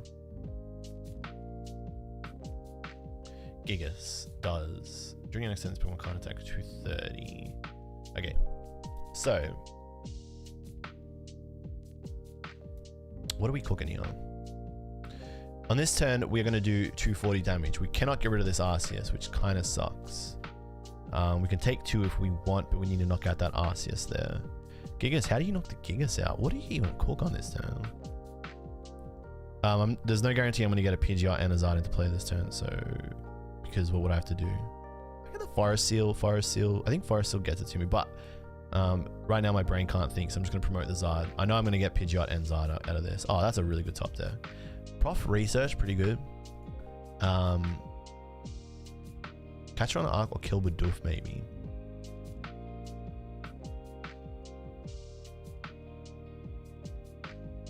Yeah, Sharon's actually can completely berserk me, and I know this deck does play Sharon, so kind of want to go. Oh, how many energy are gone? That's kind of suck. Do we burn the research? Because we kind of want to go like Arven for Forest Seal Stone, which is going to get us whatever we want, and then the other card I get is Catcher, and then with the Forest Seal I can go Candy, and I can go. I think I can get everything. But deck check energy is very important, actually. True. Okay, good. Robsy, I will listen to you there. 3, so that's fine. So I think this is the play. Okay. Ultra Ball, Candy. Okay, Ultra Ball, and I can just go grab everything. Yep. Ugh. Okay.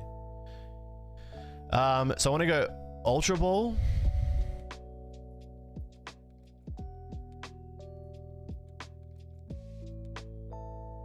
And then we want to get Pidge.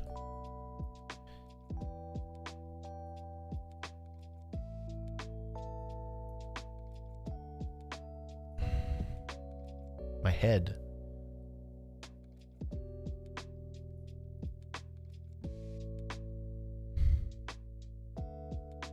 We want to go Pidge and we want to get the Candy. And then we're going to Forest Seal for the Zard.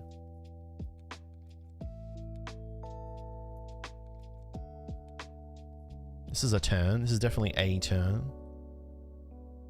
Start Alchemy, not instant charge. Get the Zard.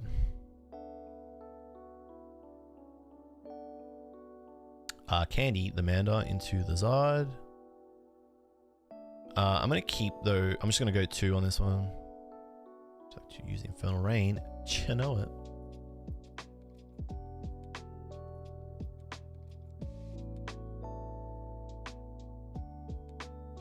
You just get randomly like boss stalled on the Rotom. It'd be so bizarre, but I think it'll be fine because we have the research, we have quick search, we have switch, we're fine.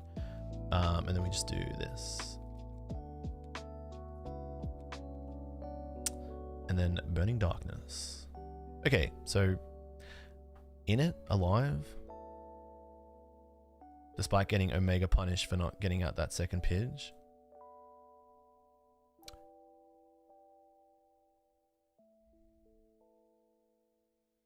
I would have put one on Charmander so you don't need to bump a path for the next Zard. Ooh.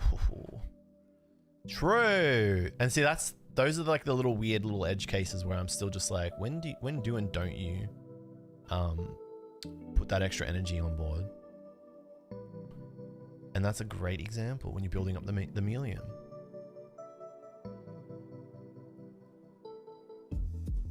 Board's looking pretty good here.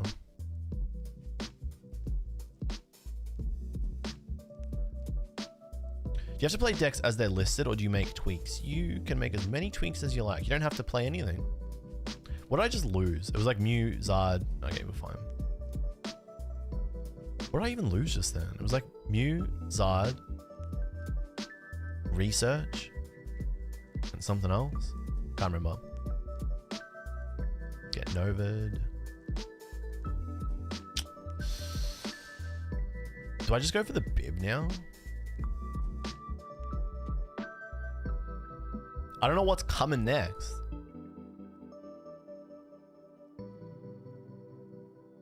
I actually don't know what's coming next. I have one more energy in the deck. I kind of want to get the other Zard up. But I'm worried about those Sharons. Really worried about those Sharons. So now killing the Bib doesn't really do a whole lot. Sharons is like really bad.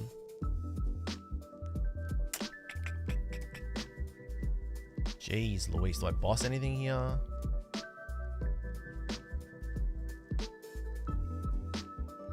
Gotta get the other Zard set up.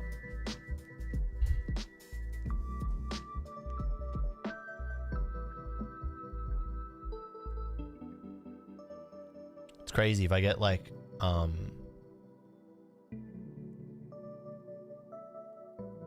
actually so crazy because like I think Sharon just owns me here and I don't know what the line to win is. Maybe boss was the right call there.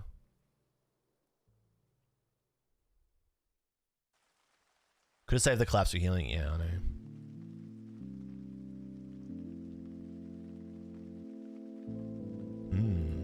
So we lose this Zard this turn. I feel like I just hit into the abyss here.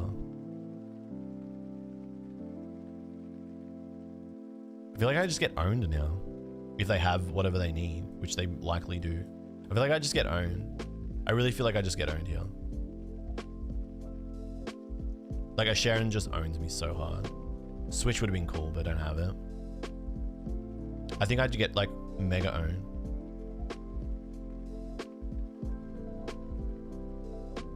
Oh wow, I get absolutely thumped here. Oh, that's super bad. Oh, where did all my energy go? Well, you know what they say, you win some, you lose some.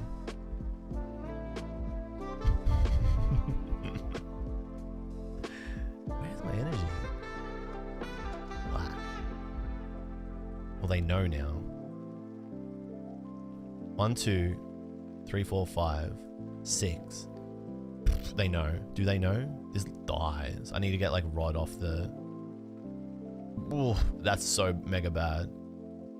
I need to get like Arven, Rod. I think it's fine if I attach it. I think it's right. Is there an argument for like switching into Pidge and then just like rotoming? Probably was.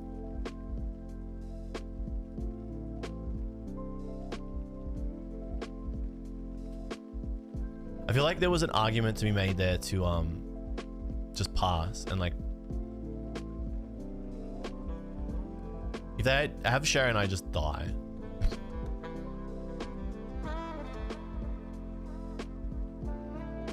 They're going for Sharon. They're pushing for it. Oh, lovely. Thank you for sharing that information with me.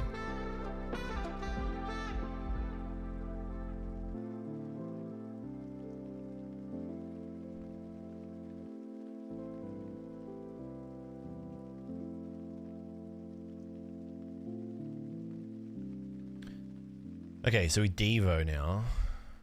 That's pretty cool.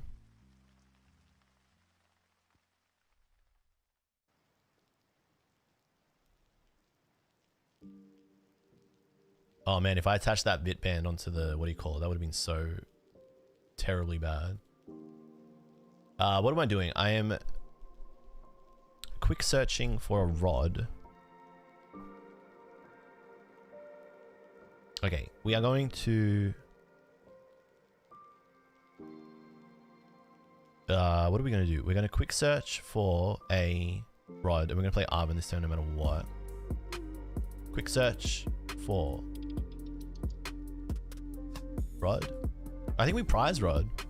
No, we got rod. And we have Devo.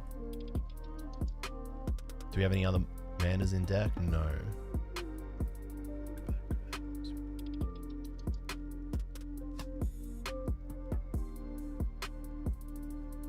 What other item card can I get?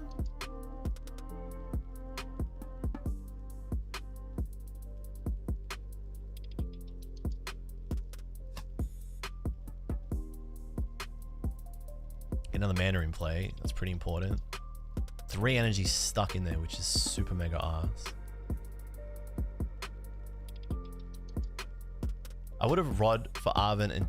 Oh, you want me to hit with the Pidge. Ah. You wanted me to hit with the Pidge.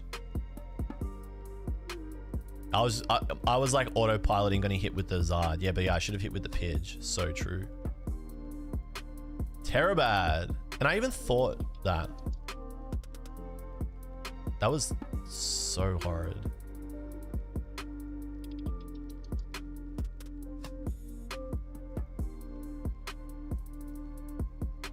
Didn't I not like say that in my previous turn that that was what I was gonna do? Why am I so stupid?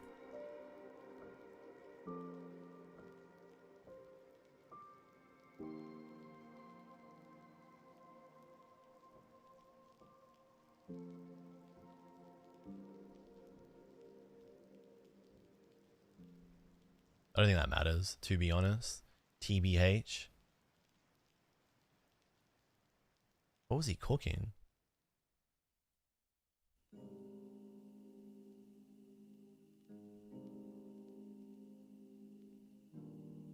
He was not cooking. CC Bibral and Devo is probably the best play. Note to self. Play this matchup a bit more.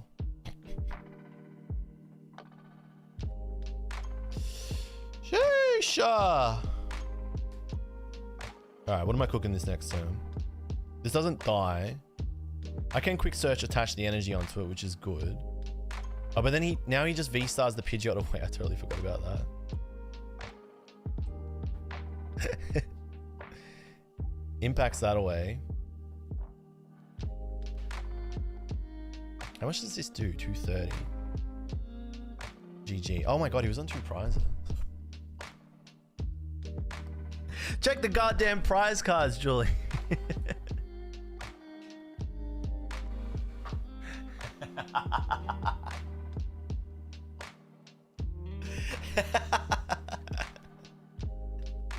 You need food? Yeah, I probably need lunch, eh?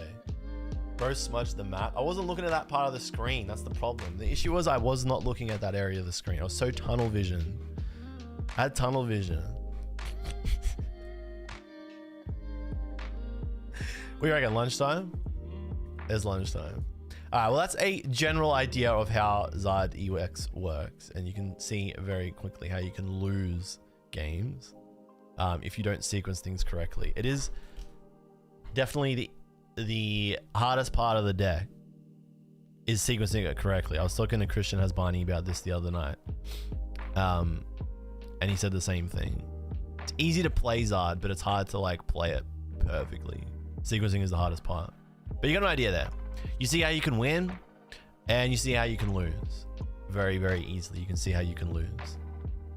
But yes, tunnel vision is a huge thing to watch out for. And I spoke a bit about that in the presentation, is that oftentimes if you don't, I mean, this is the whole reason why I said what I said during Monday's presentation, and why I'm going to turn that into a proper video series. I'm going to flesh that out a little bit more.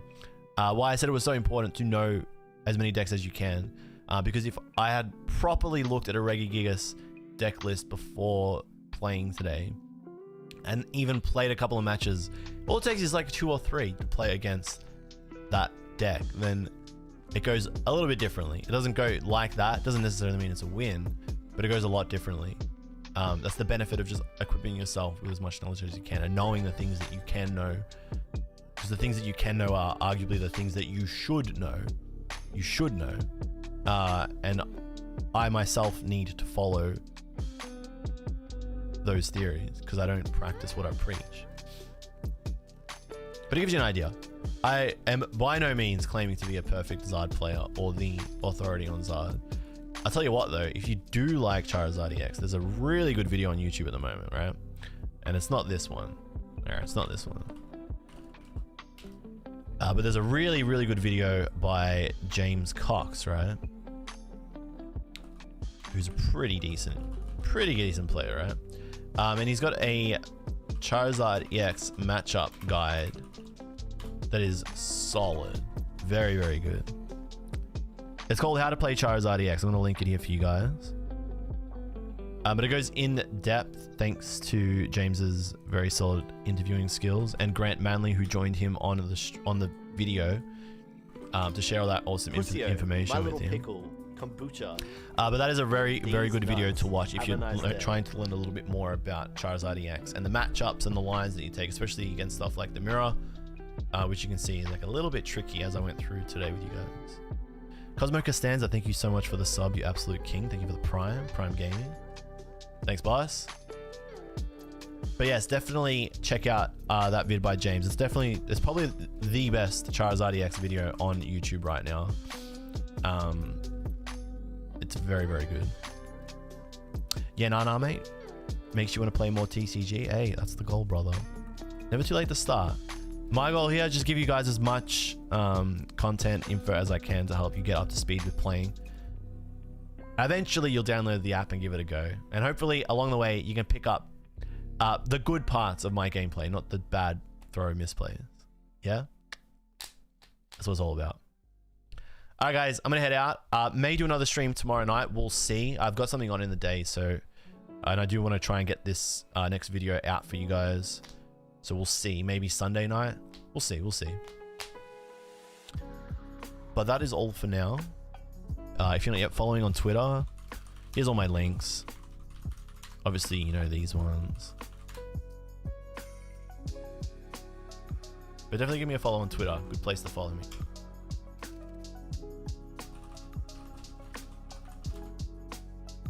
I want to study Zard since it's such a bad matchup for Miraidon, which is my likely choice for Melbourne. Tommy, then yeah, for sure check out James CX's video. But yes, have a scroll through the gameplay and you can see where I went right, where I went wrong as well. It'll give you a good feel for it. The start of the stream is actually really good too, because I go through the deck and I talk a little bit about why the cards are in the deck and what each card is there for. All right, guys, I'm going to head out. Thanks for coming down to the stream. Robsy, peace out. You never misplay. You're a king. Tommy, take care, bro. Genie, thank you for watching. Cosmo, thank you for coming down, and thank you for the sub, my king. Skipperoo, peace out. She's cute. Oh, she's all wet. She's been out getting sprayed by the hose. She likes that. All right, peace out, guys. Thanks for watching, and I'll catch you in the next stream. So long.